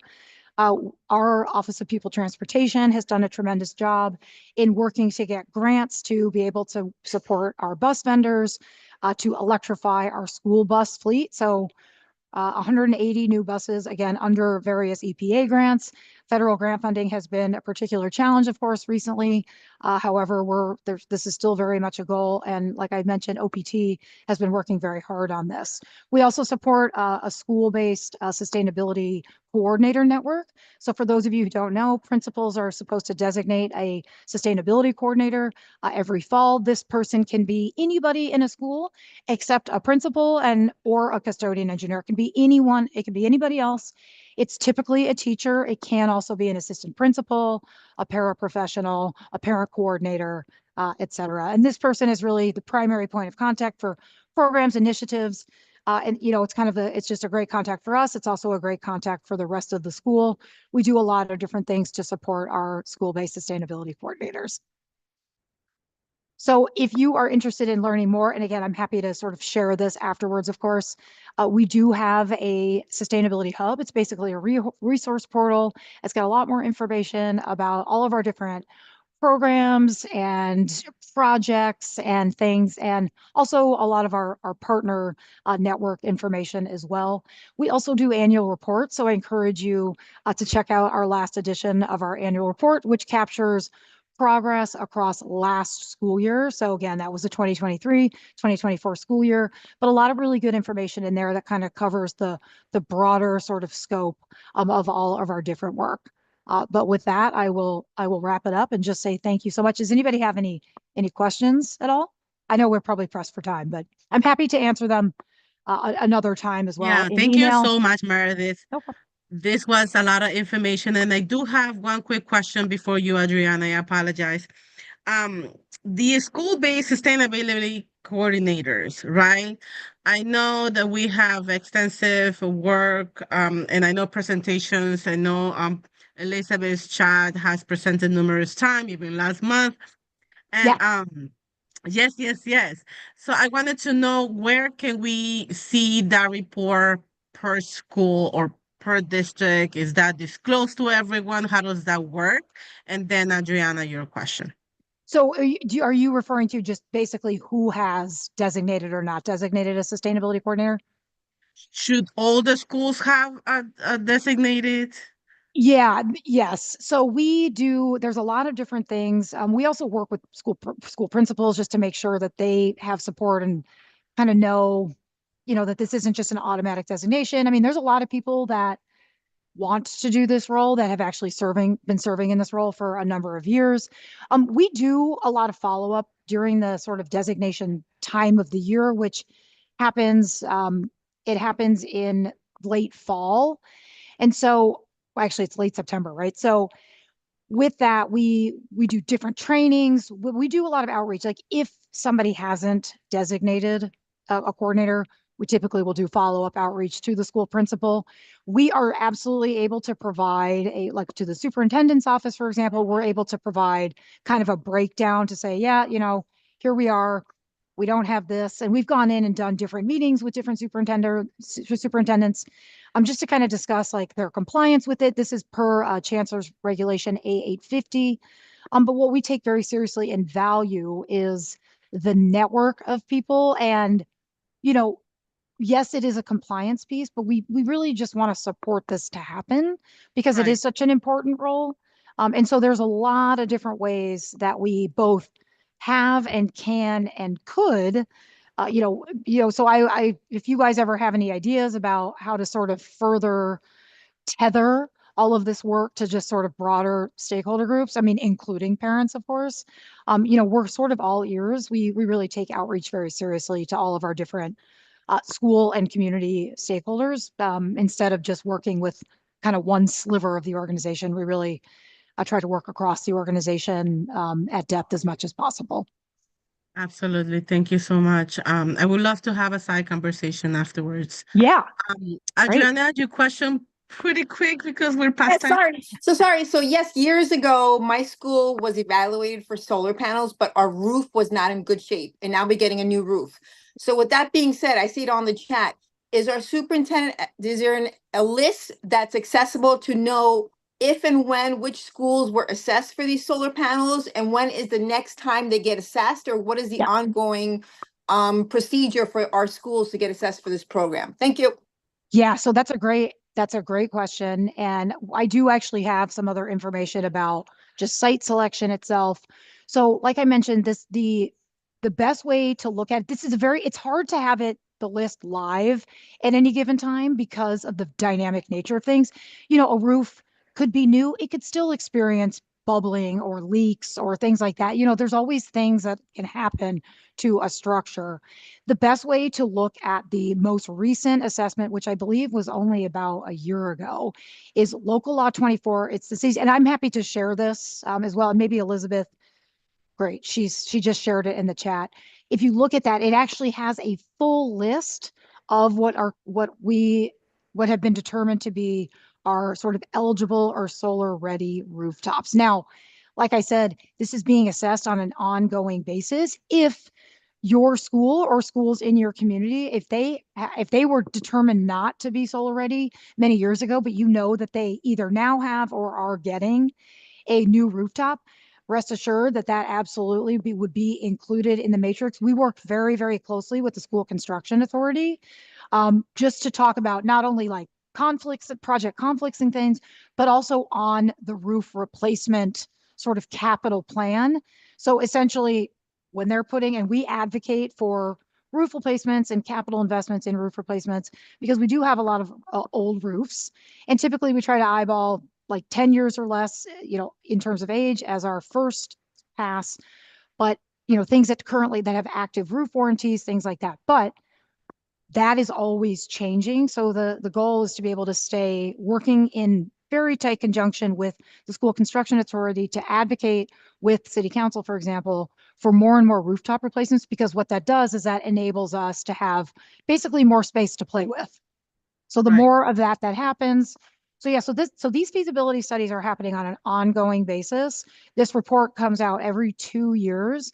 But again, if you know that there's something that's happening at your school rooftop and it's being replaced, that'll take a little while to replace. But absolutely, you can reach out to sustainability@schools.nyc.gov anytime. That's our office. That's literally Elizabeth Shad, whom you met a few weeks ago, who is on today. And we also have, so we've got a solar team. It's small but mighty. But we'd be happy to help any of you with any of that specific information anytime. Right, and the email, Elizabeth's email is going to everyone also. So if you have further questions, just reach out directly. We are going to move on with the next presentation. Thank you so much, Thank you. Meredith. My pleasure. Thank you all so much. Appreciate it. And if you can send the slides, that would be awesome, so we can send it to everyone too for further questions. Yep, will do. Thank you, thank you. And Okay, thank you, thank you. Elizabeth, for being here too. Balde? Good morning. I hope you hear me. Yes, Meredith, you want to take out your slides? Yes. Oh, yep. Sorry. Yep. Good morning, everyone. Thank you, Meredith. I know it's not really amazing presentation, Meredith, and I'm so excited about everything. As you mentioned, this is the future, this is the present, you know, technology, solar panel, and all that. And thank you for everything you do to support our schools. Again, everyone, good morning. My name is Abdullah Balde, Farm Leadership Coordinator for New Vision District. And we serve 37,000 families. We have 60 schools. Do you see my screen? Yes? No? Okay. So I'm trying. Okay, it's still not showing up. Okay. So I already mentioned that. So we are New Vision High School District. This is just something we need to share, and so people to understand, what's the difference between us and the New Vision nonprofit. And so as I mentioned, serve more than 37,000 families and 60 schools, all 5 boroughs. So because of the time, I'm here, to speak about transfer of record, right? It's so exciting topic. So first, I know we have a lot of knowledgeable expert in the house, but can I just ask to put in the chat in June, will you transfer? If you volunteer, just put something you would think you will transfer in the chat. If possible. So because this is really one of the most important steps on having a successful, PTA. So it is important that the outgoing PTA boards, help the incoming PTA board with the resources that they already have. That also, it's like anything they have as like emails, right? Bank account, financial record, right?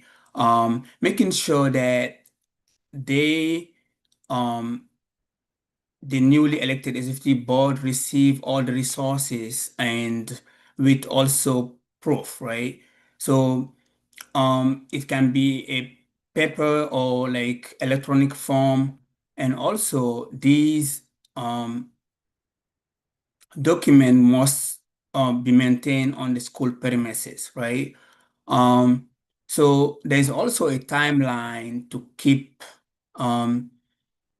this record must be kept at least 6 years within the school premises, right? Speaking about bylaws, meeting notice, agendas, and minute, right? So it is important for everybody for the success of the upcoming or like new elected PTA board to receive all this key information so they will be able to function efficiently, right? So, and I will repeat myself, but just to make sure that it's clear that, you know, the hope is like currently this is like we in May that most of our schools that already have their election they already scheduled, right? So we are speaking about transfer record, but just the hope is that we already have the day of the election, and we already know we already have an election committee, an election chairperson that will really do the election, and after that we're gonna speak about the transfer of record.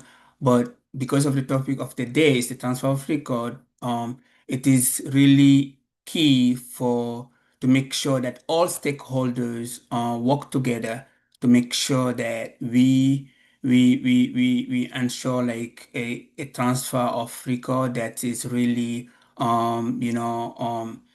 that everyone knows what they need to do, because like especially for the PTA every year we have an election. So if it's not this especially if we have newly elected PTA board members, they really need a support from the outgoing PTA board members.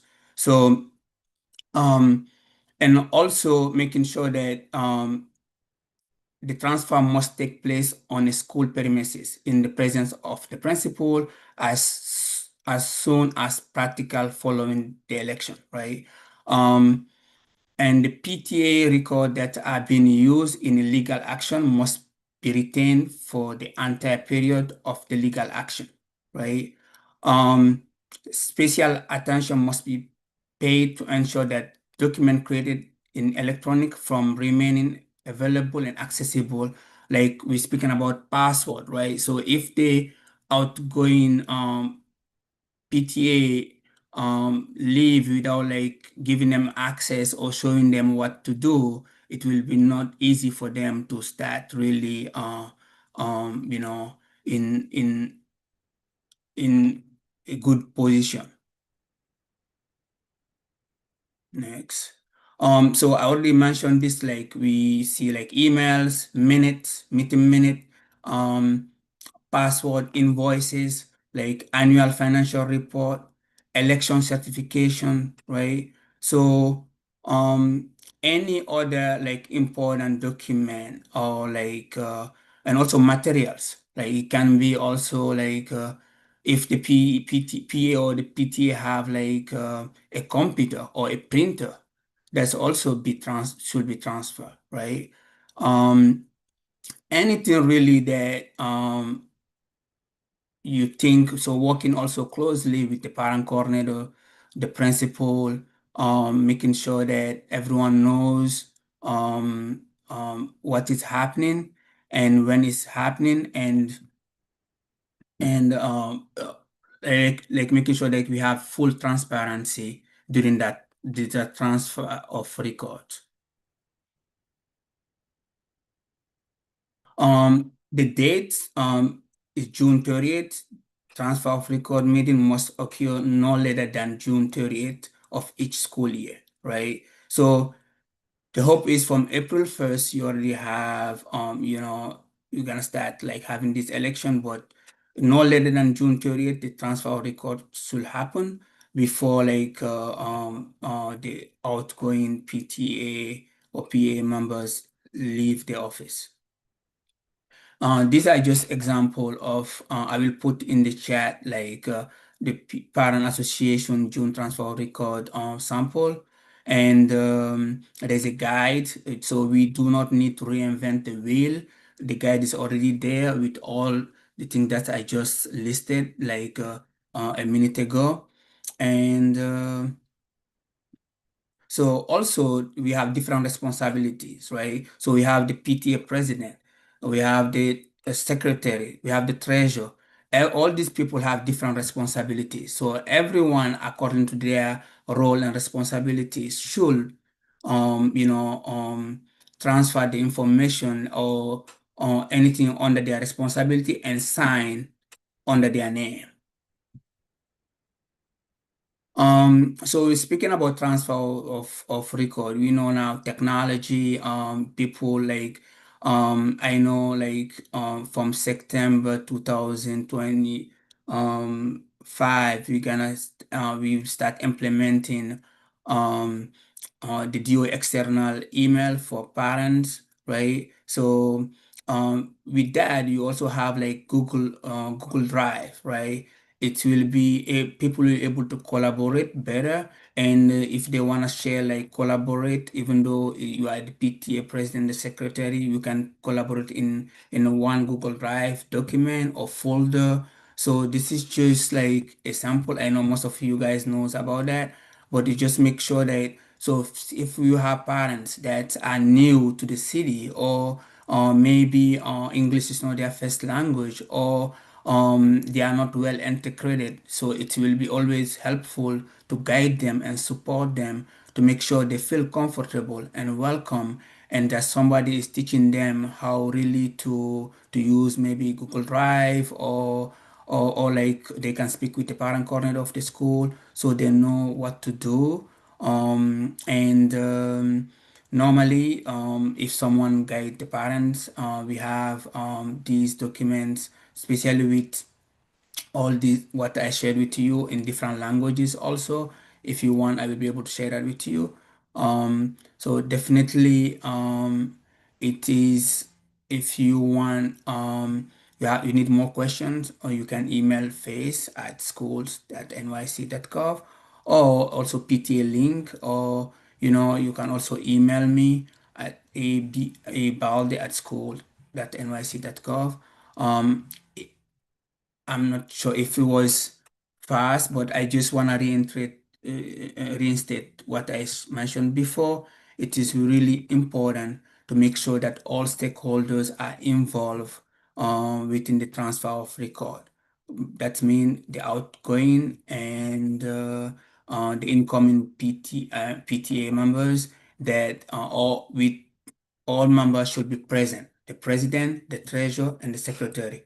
And information should be kept in the school premises, and making sure that you have the election certification, the bylaws, and EIN numbers, bank account, anything that emails, so all these things that are really important to make sure that, when you leave, that the incoming PTA will be able to function independently and efficiently in collaboration with school administration and the parent coordinator. I don't know if anyone have a question, or like if Rosa or any other parent leaders on this call have anything to add, please, or ask me questions. Thank you. Thank you, Balde. I know Balde is one of my FLCs. Thank you so much for our partnership throughout these years. Does anyone have any questions for Balde? And also, please raise your hand. And to remind everyone, if any of your PAPTA is having any problem, or doesn't know, or they're new, right? Also utilize your president's council, right? We're there to help you. We're there to support you. We work directly with the superintendent's team to train everyone, to train the new parent leaders, and also CPAC. Utilize CPAC. We're very knowledgeable. We have a lot of information to share. Please let us know. Does anyone have any questions? Raise your Yes, hand. I see a question in, no, maybe a comment. Yes. So yeah, Google Drive and also can let you transfer ownership. Yes, that's correct. Yes, and also collaborate through folders, and that was from D28. Yes, thank you for highlighting that. So, and also with, I just gonna add that quickly, but also with Google external, DOE external that is coming in September, um, really, parents will have more tools available for them to work together. Like we have slides and sheet that they can, Microsoft 365, Zoom, everything is incorporated within DOE external. Yeah, I Right. see a hand raised, Adriana Evers. Go ahead, please. One quick question, Adriana. Go ahead, sweetie, go ahead. No, one quick question. Sorry. So since he brought it up, since he brought up the external email, I've been bringing this up. When are we going to get something actually on paper in an email so we could actually share this information? Because by word of mouth is not working for me to share with my PTA. So I actually need some kind of document step by step to share with my PTA presence, if that's possible, to do this email and whatever it is that the DOE is expecting before September. Thank you. Thank you so much. I think I don't know which district or which school, but normally, as far as I know, I attended trainings where some parent coordinators had attended, and I also attended trainings around that. So normally, all schools, please speak with your parent coordinators or district contact person. They will be able to help you with that, with the presentation. There's also a presentation that has been shared by the ITT that's available or that's public. So I think. You can also email tech@nyc.gov. Maybe they will be able to respond. But definitely, yes, this is ongoing project and it's in progress currently. Yes. So hopefully, before the end of June, the things will really move fast around that. Okay. I Yeah, hope I thank answer your you. question. Yeah, thank you about it. With regards to Um, the DOE external, we are going to have the IIT next month, so everyone can have more clarity as to what is going to happen. So please don't worry about that. Everyone will have the same information next month. And we are moving on because there's a lot of things on the agenda. Thank okay. you so So much. So yes, so thank you so much, Rosa, for your partnership, for all the parent leaders that I recognize on this call, for your time, for your availability. Thank you, and have a wonderful rest of your day. Thank Thank you you. so much, Balde. And we are moving on. I believe Jesse is here with any updates on FACE. Thank you, Rosa. Thank you, members. Always an honor and privilege to be here. I wanted to first start with, I know we shared before, but just once again acknowledging Teacher Appreciation Week. We can never say enough about all of our educators. I've been in a very reflective mode this week because my youngest graduates college on Saturday. So I think about all the educators that have impacted his life over the years and what, and just really quickly, one quick thing I remember him in fifth grade. I'll never forget this teacher, Mrs. Vasquez. And that was a time with my youngest. My oldest was going through a lot of different challenges, with epilepsy and with some challenges with regards to, just some challenges. I'll just put it there. And we as a family were supporting him. And I remember his fifth grade teacher reaching out to me and saying, "I'd like to talk to you about Miguel. He's going through some things." And I thought I knew what it was. I said, "Yeah, no, we're supporting his brother, and his brother's going through a tough time, and he's, loves his brother very much." He says, "No, that's not that's not what he's concerned about. He's concerned about you, and he's concerned about you, holding it together and holding the family together." And I remember like that conversation and that insight from that educator helped transform my relationship with my youngest son. And so it's just one of thousands of examples that I'm sure all of us have of the positive impact of educators in our lives. So I am just so deeply grateful and always humbled and honored to work among them. Also in May, I just wanted to also acknowledge that Sunday is Mother's Day. So I just wanted to wish all moms on the call a happy Mother's Day, as well as also acknowledge that sometimes Mother's Day is a very difficult time for many who have lost mothers, who don't have mothers in their lives anymore. And I just wanted to acknowledge that, and I know that Mother's Day is also a day where we remember the mothers that we have lost, but who remain in our hearts forever and will never be forgotten. Their impact is always here with us. And also wanted to echo before I go into my updates, the appreciation to the executive board for their partnership and collaboration in sharing case studies yesterday with our family leadership coordinators at the monthly professional learning session. It was phenomenal. And I just wanted to personally thank Rosa, Randy, Erica, Ashley, Josephine, and Rebecca for their incredible just participation presentation. I'm always very much in deep appreciation of our collaboration. And I'm always very humbled, I use the word humbled all the time because I truly am humbled to be working collaboration with CPAC over the years. I have seen the Chancellor's Parent Advisory Council. I've been here 14 years. I've seen the Chancellor's Parent Advisory Council take on many different issues, always expert in their issues, always very much welcoming with their information to newer members. And it was just such a pleasure to have all of you, the executive board there, working in collaboration with us. So once again, I loudly applaud all of you and I thank you so much for being a part of yesterday. So on to FACE updates. So as we know, we are in the midst of a CC election process. And voting started on April 25th, and it's going through May 13th. So we're encouraging everyone to please get out and vote. Please encourage everyone to vote and make your voice heard. As part of the voting process, one of the things that we did most recently on April 25th, we had two different events to encourage participation. One was a voting information session that we held to kind of share with all information about the voting process, answer questions. And that was in parallel with how this election process has been going, in the sense of, like, when the application period started, we also had an information session on the application period. So we did that for the voting session as well. And we had, we want to lead by example. And we had a employee voting drive here at Tweed, where the Chancellor herself, cast her vote, where the Deputy Chancellor, Dr. Christina Melendez, cast her vote. Members of Cabinet who are, who have children in the school system cast their votes.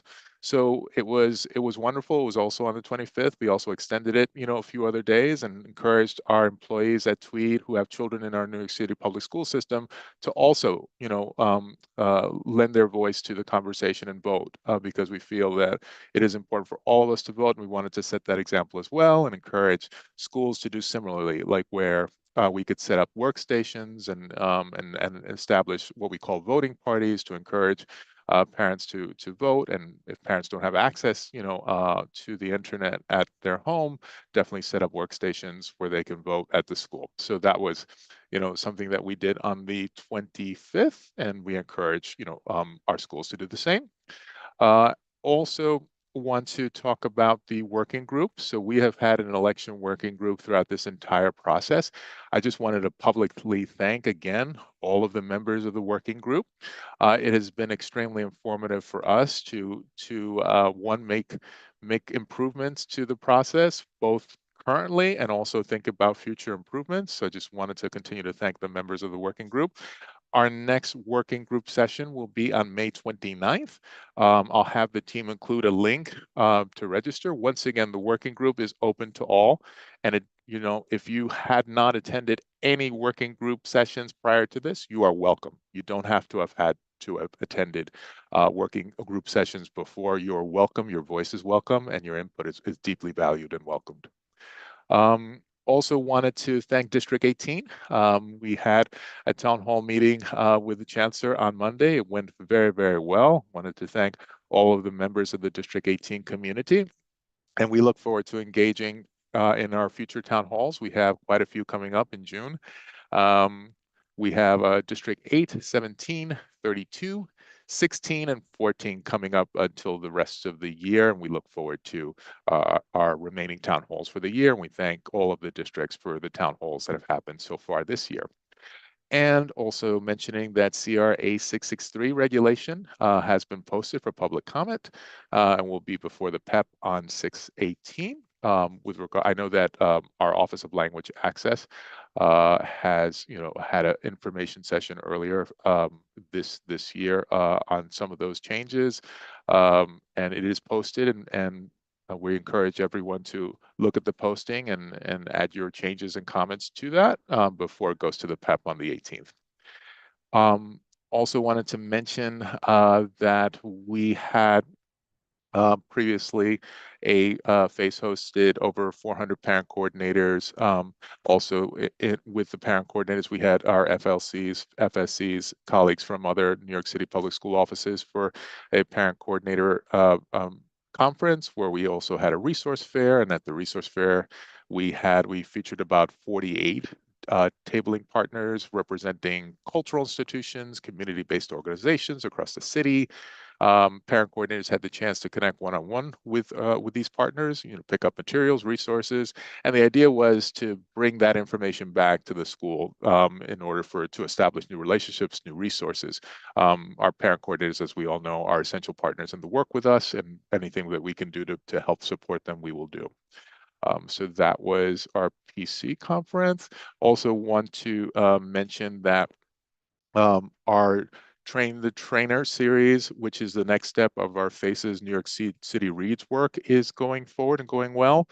The Train the Trainer series serves as the next step of FACES NYC Reads work. It's designed to equip the about 211 New York City Reads ambassadors from each district with the skills to share foundational knowledge of the science of reading with their communities. The program is a deep dive into the stages of reading, phonics, vocabulary, comprehension strategies, and it's also paired with the creation of a project that each ambassador can then run in their school and their community. So the goal is to empower parents not only as literacy supporters for their own children, but as confident peer leaders who can guide others. So with that said, I know that I've shared a lot. Thank you, Madam Chair, always for the opportunity to share some of FACE's work, and I'm happy to take any questions. Yes, thank you so much, Jesse. It's always a pleasure seeing you guys in person. Love that. It's always been in community.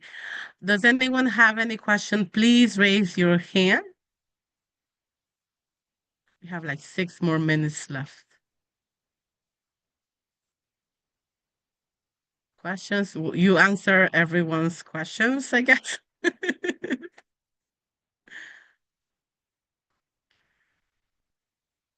Okay. I'm not sure if this is related. Carly, you want to unmute?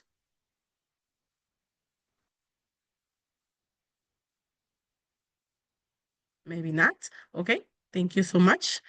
I think to promote the election, she wants to have a banner. So what I could do is I could talk to Caroline. Is it Caroline? Caroline offline. We can work on that. Yeah, absolutely. We sent banners to all of the schools, but I'll double check if Caroline, you haven't received a banner at your school. We could talk offline. We can make that happen. Right. Always looking for solutions.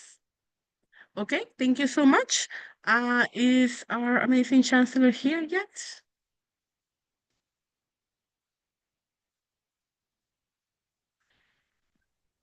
Okay, so we can, well, we can do. I'm sorry, Madam Chair. I was just responding to your question. I don't see her yet, but any moment, I believe. Yes, yes, yes. So, what we can do is go to the next presentation, but as soon as the Chancellor comes in, if the next presenter, would you be able to please pause to have the Chancellor, and then we can resume.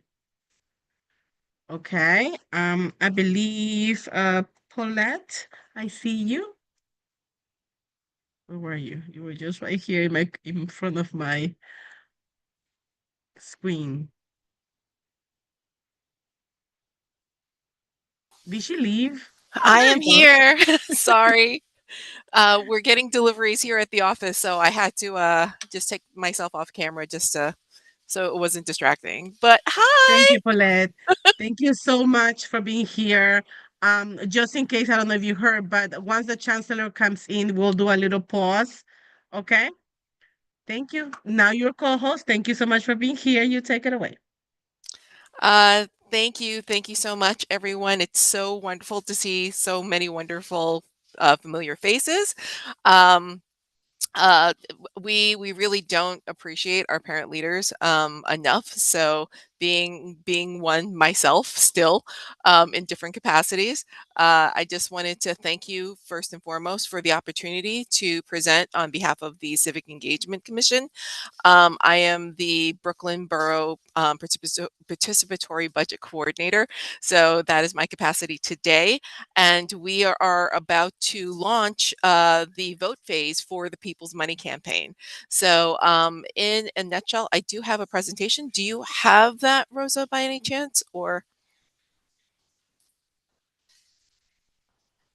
Honestly, I've been having tech difficulties with our emails. I apologize, I do not have the presentation. That's okay, no worries. I will pull it up. And I see that my friend Anthony, who is part of our outreach team, is coming in as well. So just give me one moment as he comes in, and I will pull up our presentation and allow Anthony to introduce himself. Anthony, are you good? Can everybody hear me? Yep, we can hear you. Fantastic.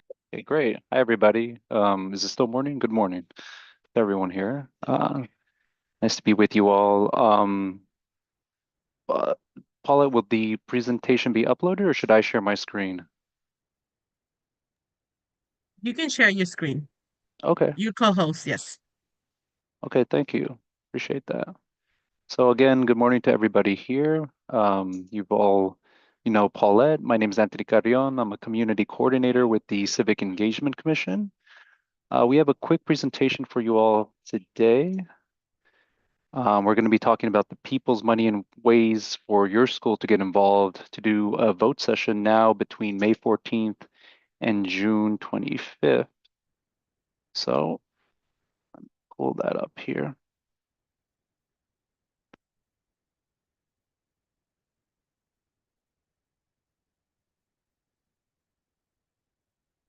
Okay, can everybody see my screen here? Okay, I'm getting nods of heads. Thank you. So let's begin slideshow. So Paulette will take it from here and then I'll close us out. Thank you for that, Anthony. So, if you haven't heard of us before, we are the New York City Civic Engagement Commission. We were established by popular vote through a November 2018 ballot initiative that revised the New York City Charter, our city's constitution. And we're the first commission created by New York City voters to restore civic trust and strengthen democracy by promoting inclusive participation. And during these uncertain times, you can imagine what kind of challenge that is right now. But we are in a space with parent leaders. And I've always said that if you want a solution, go to a parent because we're solution-based people.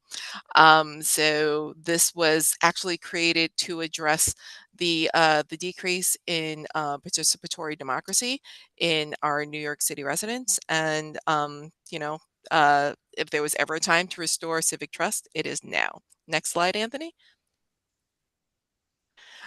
So we're going to talk a little bit about participatory budget and what the People's Money campaign is. So participatory budgeting, or PB, as we all like to say, is a democratic process in which community members decide how to spend part of the public budget. The People's Money is the New York City's first citywide PB process in which all New York City residents ages 11 years or older decide how to spend a portion of the city's budget. And in this case, it's $4 million. Next slide. So in terms of project allocations that have been awarded through the balloting process and through the vote process, we have the 5 boroughs all presented here. Each borough will be funding a project. There's 10 projects on the ballot for the borough of the Bronx.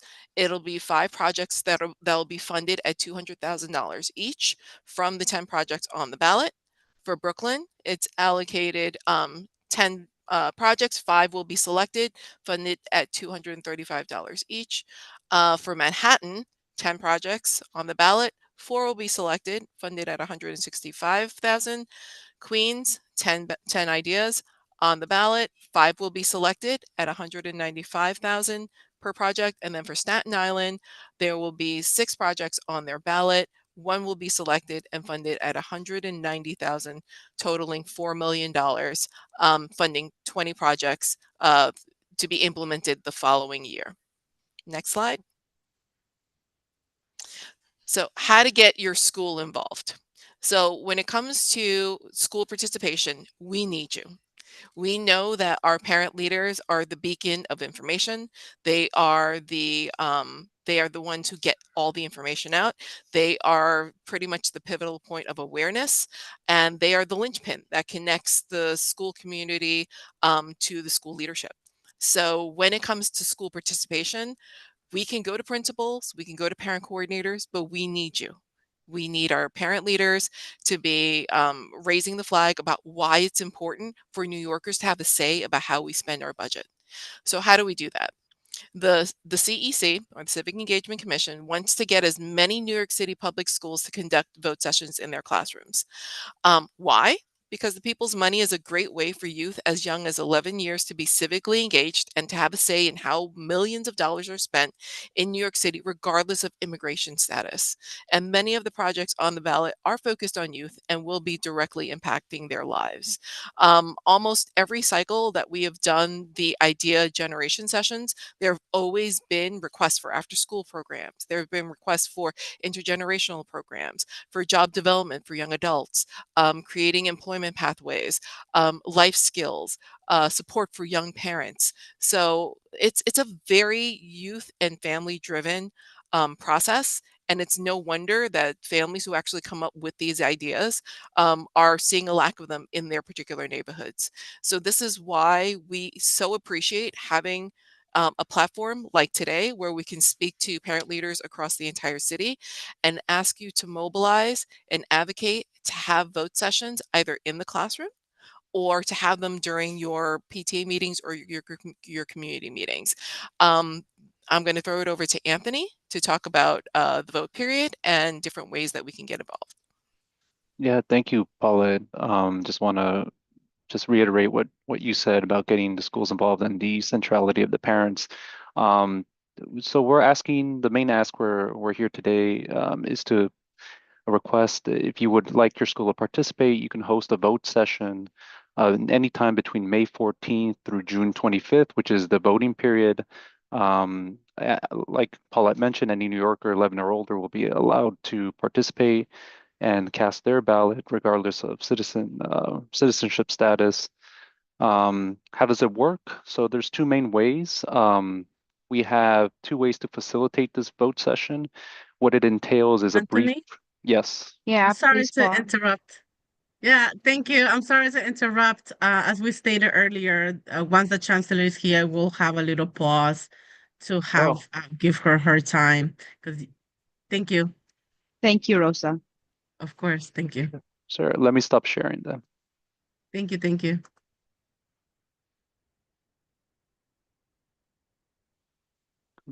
Chancellor Melissa, the floor is all yours. Hi, everyone. I apologize, but I am traveling and the reception is really poor, so I'm going to keep my camera off. But of course, I am here with you.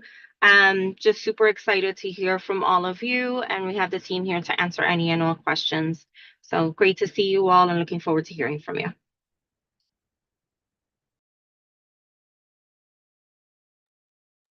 Randy. Good morning, Chancellor. So we have some questions that were submitted in advance. The first question is regarding Governor Hochul's bell-to-bell announcement. Will New York City Public Schools implement a citywide policy on in-school smartphone use? Or will the school leadership teams be empowered to decide on device storage and usage protocols at the individual school level starting this September? That's a really great question. We are still unpacking the mandate, but I've been very vocal that I think there's power in schools designing what works best for them. We want to be supportive of that, and we want to really understand the mandate that's coming from the state as well. But to the extent that it's possible for schools to work with their own SLTs to really design their own policy that works best for them, we will be supportive of that. Obviously, this is all very new, and so more to come on it. but that's always the way that I lead. Schools know what's best for them. In the rare cases where schools don't know what's best for them and they're struggling, then obviously we'd be on hand to support. But as we learn more about this process, we will continue to engage this group and make sure that we're empowering schools and the individual geographic districts to support with it. Great, thank you so much. The next question is, composting is now the law in New York City. Will New York City Public Schools do composting? Thank you. And Emma, I know you are on the call, so if you or your team could provide some details on this. Of course. Thank you for that question, Randy. Composting is the law in New York City, but New York City Public Schools got a little bit ahead of the city in terms of our composting citywide, thanks to some amazing work from various people on this call, including Meredith, who I believe you guys heard from earlier today, our Chief Sustainability Officer. So Meredith, you want to give an update there? I will happily give an update there. I mentioned this a little bit on my presentation earlier, but happy to report that as of last spring, 2024, all New York City Public Schools currently receive curbside composting services. They were provided with the equipment necessary as well as training both before implementation, but also on an ongoing basis, everything from operational to support to educational support. We also have one of our climate action days that was mentioned earlier. We have a theme for waste, specifically just waste reduction, waste diversion, composting, just to kind of raise awareness and galvanize both compliance and participation. And I would just add to that for whatever it's worth, having been taught by many of the green teams at many of our schools about the composting rules, I can validate the learning that has gone on there. They're very good at teaching and sorting, and it's great to see. Always room to improve, but like really actually very proud of the work this team did to move that forward, even as the city delayed its own rollout. Okay. The Comptroller's Office did an audit report on April 9, 2025 on the New York City Department of Education School Construction Authority's asbestos management program. What is the current plan to be in compliance and protect our children, specifically the most vulnerable who suffer from many health complications and miss school, affecting their attendance? Absolutely. And, we have been working really closely with SCA. So I want to pass it over to Dan, because I think the first thing we want to double down on in our messaging is that our children are safe. Dan, you work closely with SCA, so if you can provide some more detailed updates. Yes, Chancellor. Excuse me. I'll start and then Emma can jump in, but that is right. We are the main thing to know is that in any situation where there is construction going on, we are following every protocol to ensure that there is no exposure to asbestos. And that's when the real danger happens. It is when walls are exposed, pipes are exposed, etc. And if there is asbestos present, it can get into the air, and that's quite dangerous. And so we follow, SCA follows, DSF follows very stringent protocols when it comes to any construction work happening in a school or outside of a school to ensure there's absolutely no asbestos danger. We also do a testing program beyond that, so we know where the asbestos is. There's some additional compliance burdens that we're working out as well, but want to make sure on this one that folks know there is absolutely no gaps here when it comes to any potential for exposure, whether it's staff, students, families, anybody in a school. There's no potential, because in those situations when there's a risk, we follow very stringent protocols. But Emma, is there anything you wanted to add to that? I'll add one thing and then I'll toss to Kevin to talk about the work we're doing to improve some of the reporting protocols, which was a piece of the comptroller report. I just want to make clear that what Dan just said is true and isn't inconsistent with what the comptroller said. Like, there's all broad agreement that when there's work going on in our schools, we in SCA do all the things, reoccupancy letters at every stage, making sure kids can go back and be safe.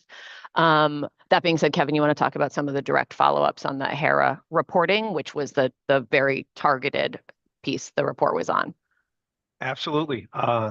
Thank you, Emma, Dan, and Chancellor, and good morning to the committee. Thanks for having me here today.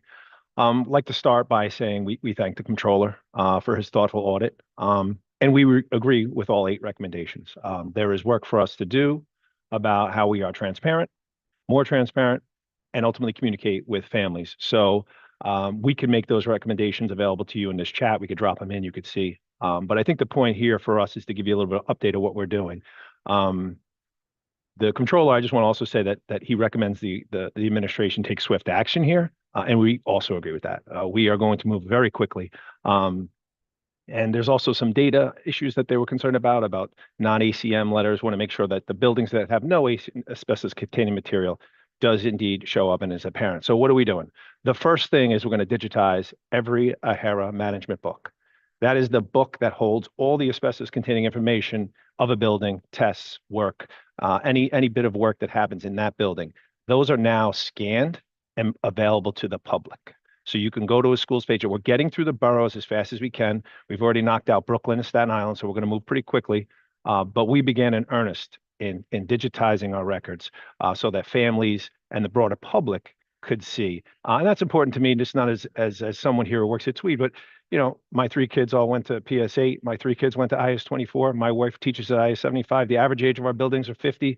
And I can tell you, I understand even the building I taught in was built in 1963. So these are very real to me as an individual, not just as somebody who represents our operations team. So now that that's transparent and getting those out there, the next thing was when we did periodic surveillance. Our custodians are required to check our school buildings twice a year to see if there's any damage to asbestos-containing material, any areas of concern. That wasn't documented well. And so we ended up creating a tool, online tool with our DIIT team that captures that. That's already in publication. That's actually being done. Sarita Thuma, who you heard from before, already did the training. Our dates are even populating now. So you can go to your school's webpage and see if it's up for your school. So we've already done the surveillance walkthroughs. Brings us to the triennials. There's a bit of an undertaking. I want to say this administration is extremely supportive, and we do have the $80 million needed to start testing the program to test those 900 buildings that the Controller noted. We'll do that triennial every 3 years and then revisit that. But we're going to put an RFB out to make sure we have enough companies to come test. Now, a reason why, and Dan alluded to this, we always test before we do the work. We always monitor testing during the work, and then we retest for reoccupancy when the work is completed.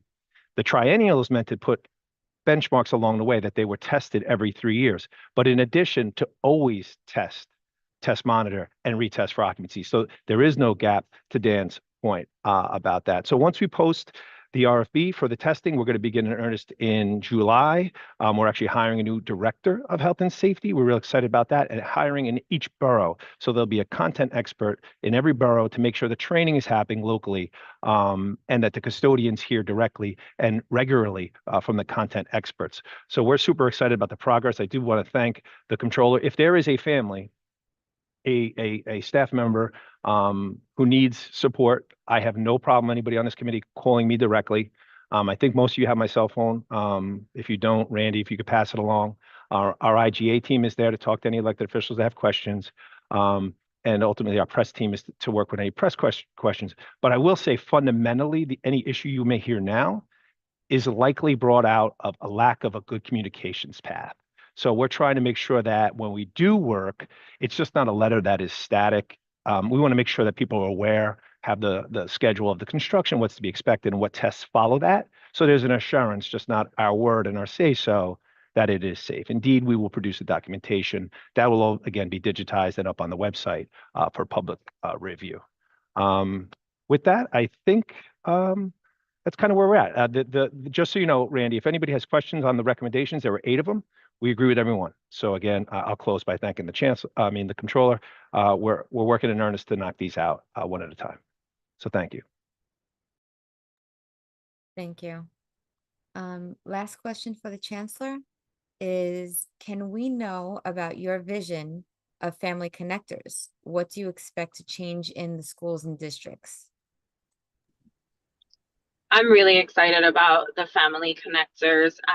And so for me, the vision behind this, and of course I want to thank the team because they helped establish this vision with me, so it really is a shared vision, is empowering parents to really truly understand the resources that are available to them in New York City, and to, through sharing information with them, that it's a step in the direction of helping parents to develop themselves as advocates, not only for themselves and their own children, but for their peers and other children in the community. So, we started with the initial plan with the agencies, but then thinking about how we can go further with this, and add training modules down the line.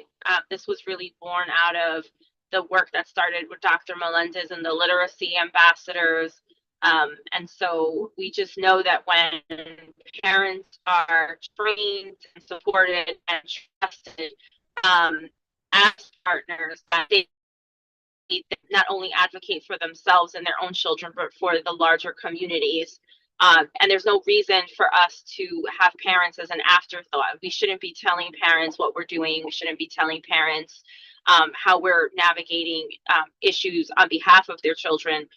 They should have information available to them, and sit at that decision-making table with us, and then become advocates for the larger community. So I hope this is a step in the right direction. This is what it was intended to be, not only to get people the information they need so that way families feel safe and supported across the city, and we can get children back into the buildings because they're not facing issues like housing and food insecurity, but also to make good on our promise to help parents become advocates, especially since so many of them are already attempting to do that work on their own. Thank you, Chancellor. There was a meeting yesterday, a webinar yesterday, and they had ACS on to present. And it was truly amazing because, like, I ask people, what's the first thing you think of when you hear ACS? And everyone's initial reaction is they're coming to remove my children.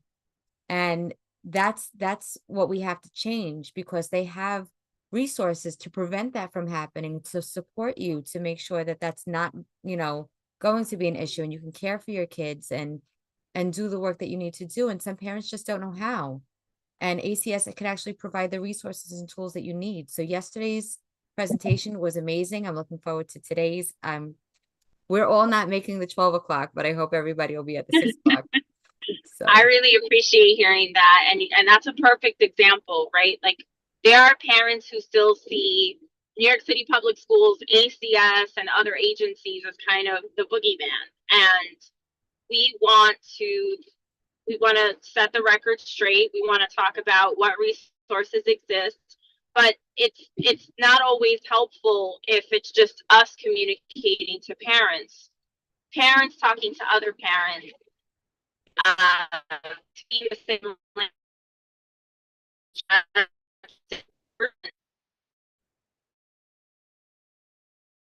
And the other obvious piece of it is that parents want to be advocates and they want to be empowered to do this kind of work. Now, one of the things I want to just take a moment to clarify, this is not in any means meant to replace the existing offices, the existing positions and work that parent leaders do in other spaces. So this doesn't replace CPAC. This doesn't replace SLT members or DLT or CEC. In fact, anyone who is participating in any of those forms of parent leadership are more than welcome to become family connectors, and we would hope for that. But what this simply does is just train people on the information that's available. And many of you already do work like this in your roles, but the reality is that you're not specifically charged with doing that work on an SLT or a DLT or on CPAC.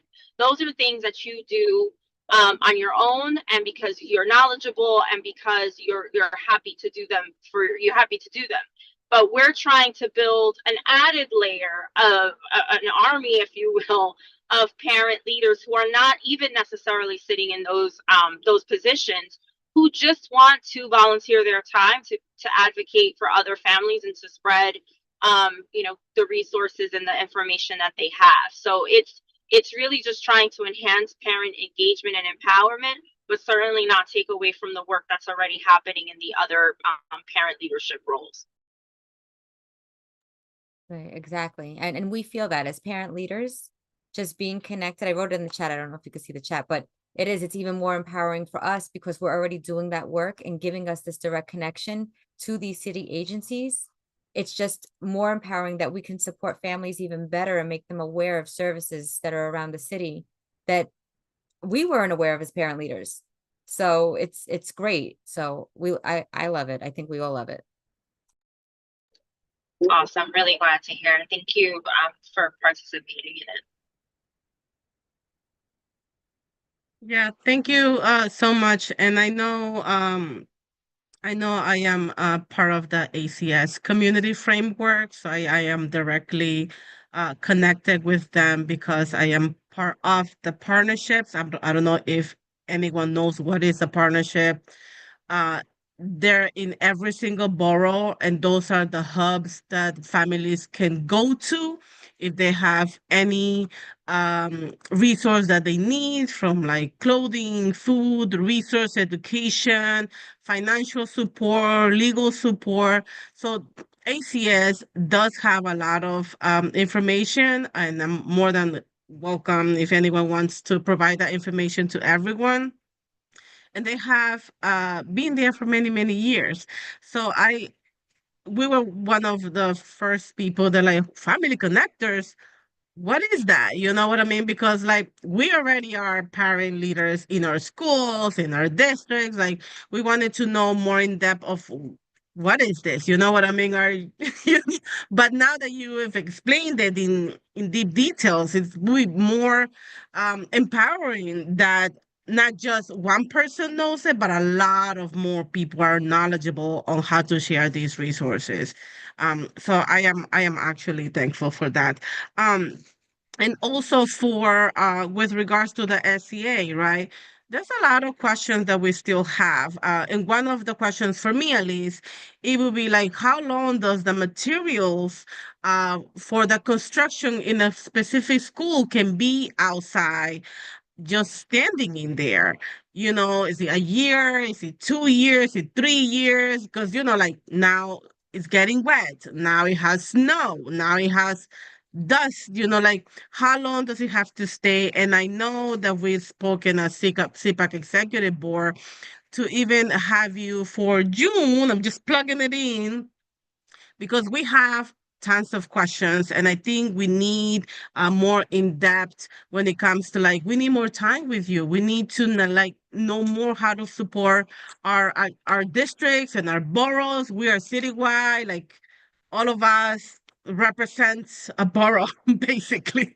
So um do you mind answering that question if possible?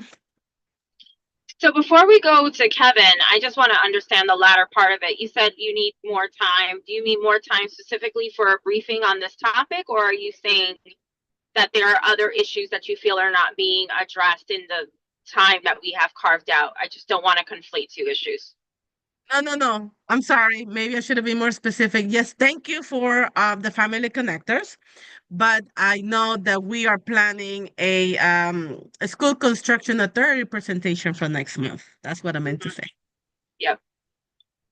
Okay. Kevin or Emma? Yeah, I think the specific question was on expediting projects and any material that's outside. I can assure you any material that's left outside is typically the material you'll see is when we're doing exterior modernization, which are roofs, parapets, windows. Those are weather tolerant. Any equipment that or material needs to be safeguarded. Your point is well taken. I can assure you that's happening, but if you have instances of materials that are not weather resilient, that are outside of bricks and roofing and tar materials, things like that, you could always send our way. We'll check up with the SCA. Thanks. And President Diaz, I would just say, feel free before that briefing with SCA, if you circulate the questions that you know you need answers to, we'll work with SCA to make sure they're prepared to address them head on. So feel free to send that to me or to Emma or Kevin if you have questions beforehand, and we'll work with SCA to make sure they're as prepared as they possibly can be. Absolutely. We are going to have probably send out to everyone like a Google form so everyone can gather all the information specifically to their district so we can, go live and say, okay, this is happening, this will happen, when it's expected to finish, so we can all be on the same page. Because as I have questions, I'm sure everyone has questions, and the ones that are watching us on YouTube Live also have questions. Yeah, thank you, thank you, thank you. Thank you so much, Chancellor Melissa. It's always a pleasure to have you here as every single month. Your commitment to parent engagement is real. Thank you. Thank you so much. Great to see you all. Talk soon. Thank you. Be Bye-bye. well, everybody. Thank you. Thank you so much. Thank you. And we're going to pause and go to continue with the presentation from CEC.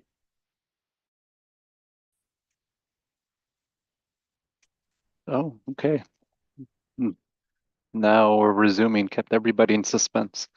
Let me share my screen one more time. I think I was at the point of saying exactly how you can get involved. So let me pull up my screen one more time. Okay. On slideshow.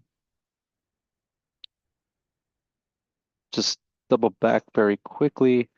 So in terms of scheduling a vote session, it can occur anytime during this 6-week vote period, May 14th through June 25th. And there's 2 ways we can conduct the facilitation of your vote session. So we have limited availability, but if you would like a CEC representative to come to your school to conduct a presentation about the people's money, the community projects on the borough ballot, and then following that brief presentation would be a digital online voting session.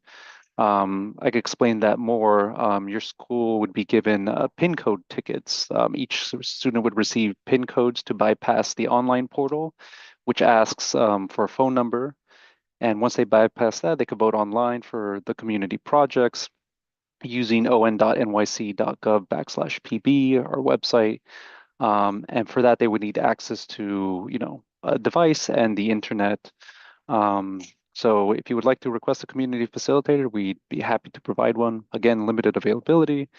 And also your own school personnel. So if you have a point of contact who fills out the school interest form, and again, we could provide instruction and training on the presentation, the community projects on your ballot, and then would provide the PIN codes that your students would use to vote with. And we would send that via PDF, via email. Quickly about the vote session format, I mentioned it just briefly. It's around 30 minutes, shouldn't take more than that. Again, it's just a quick slideshow presentation. There's a short video about the people's money, the 4 phases of it. There's an introduction to the community projects. And as you saw from Paulette's review of the chart, it differs borough to borough. Staten Island has less projects. One will be funded. Brooklyn, Queens, and the Bronx and Manhattan have 10 projects. All the community projects differ.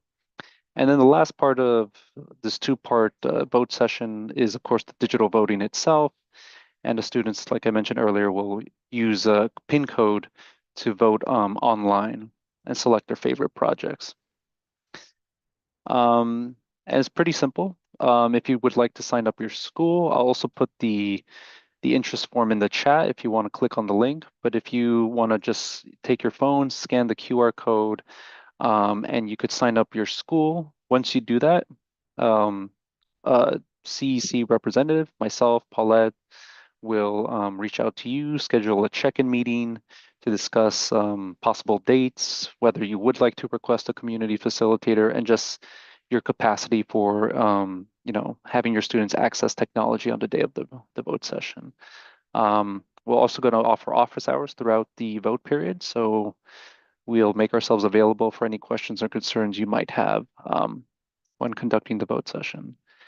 And that's a very quick summary. I'm going to leave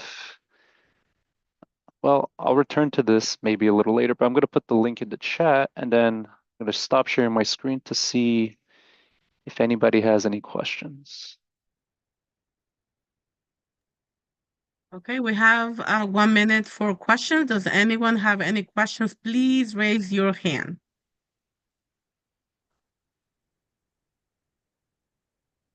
Okay, we'll send the slides over and also the information on how to reach them and have this presentation in all your schools and districts. Okay, thank you so much, guys, for joining today. And please send me the slides because my email is not working. No Yes, problem, thank you Rosa. so much for putting it in the chat. I'm gonna grab it and also send it to everyone. Awesome. Thank you. Thank you, Rosa. And thank you, everybody, Thank you so for the much. time. Have a great meeting, guys. See you all soon. Bye, Paulette. Okay, 1 second.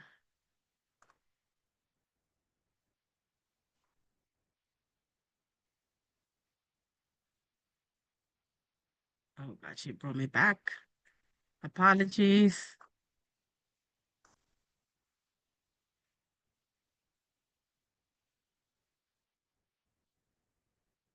Okay, so our next point of discussion, if I can just put this somewhere that doesn't interfere.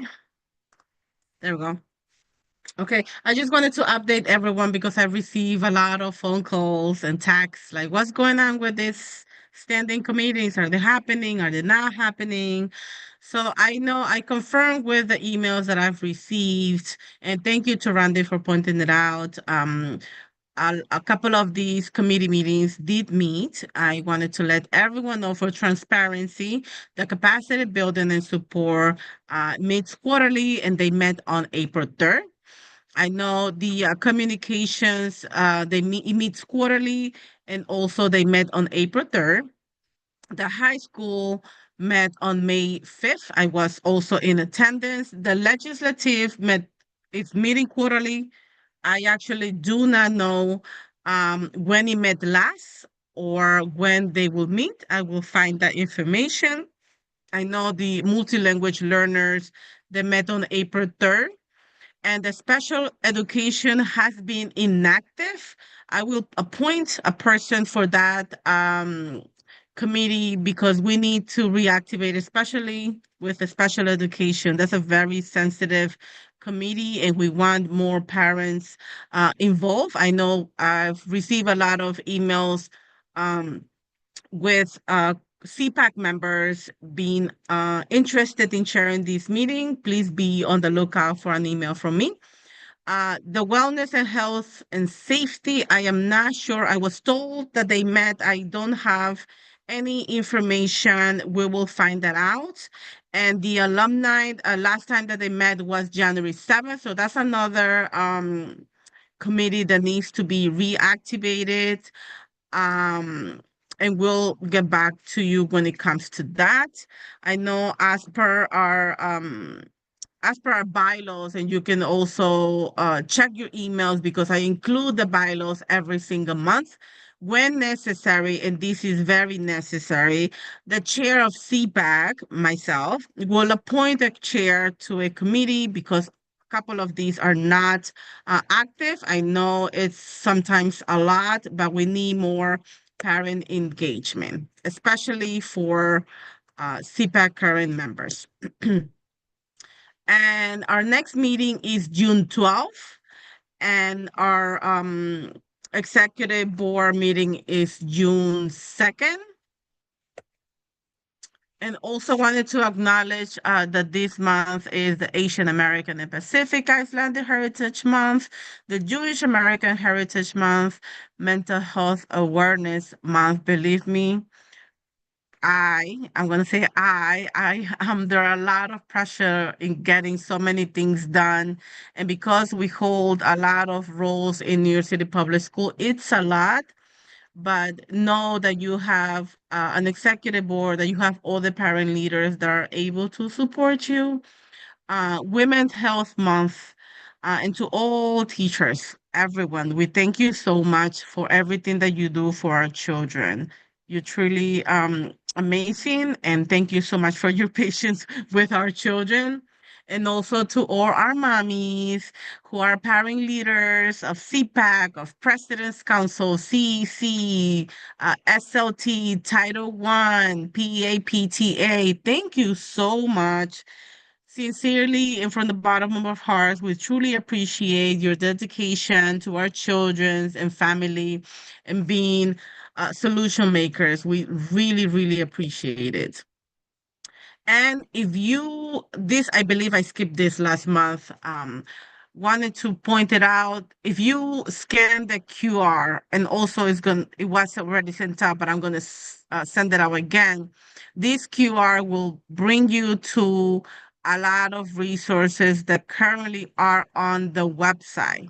Sometimes it's not right there in one tab, but know that there's a lot of information as to when the meetings should be happening, how many days does the meeting need to be sent out, a sample of the PAPTA bylaws, President's Council bylaws, and how the President's Council are autonomous and how they're supposed to be working together with their superintendent, and how the superintendents are required to meet quarterly with the President's Council.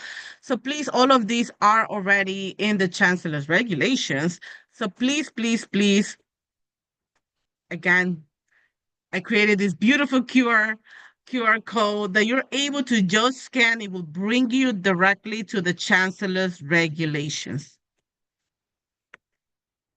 And with that, again, want to remind everyone of the work that we do for our children and who we are as every single month, the Chancellor's Parent Advisory Council. We are comprised of the presidents or designees of the presidents, representing 32 districts, 5 high schools, boroughs, District 75, and we are elected by our own constituent to advocate for the 1.1 million New York City public schools, students, and families. And we'll also work together with the chancellors, as you can see, and bring any concern, any trends, any policy issue. As you can see, we ensure the parents' voice are heard every single month. And also, thank you. Just wanted to acknowledge, thank you to the chancellor for meeting with us as an executive board to bring concerns directly to her. We want to let you know that we're an email away, a phone call away. Please let us know how can we best support you. And we're always striving for excellence, equity, and opportunity for all. And with that, I would like to call this meeting to adjourn and also to thank you so much for everything that you do every single day, every single time for our parents. I know I specifically keep on learning on everything that needs to be done. And I want to thank everyone for your patience. There we go. So with that, does anyone have any questions? Otherwise, we will adjourn the meeting.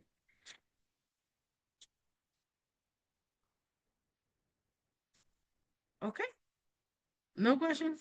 Okay. So thank you so much. And the meeting is adjourned at 12:11 p.m. Just give me 1 second.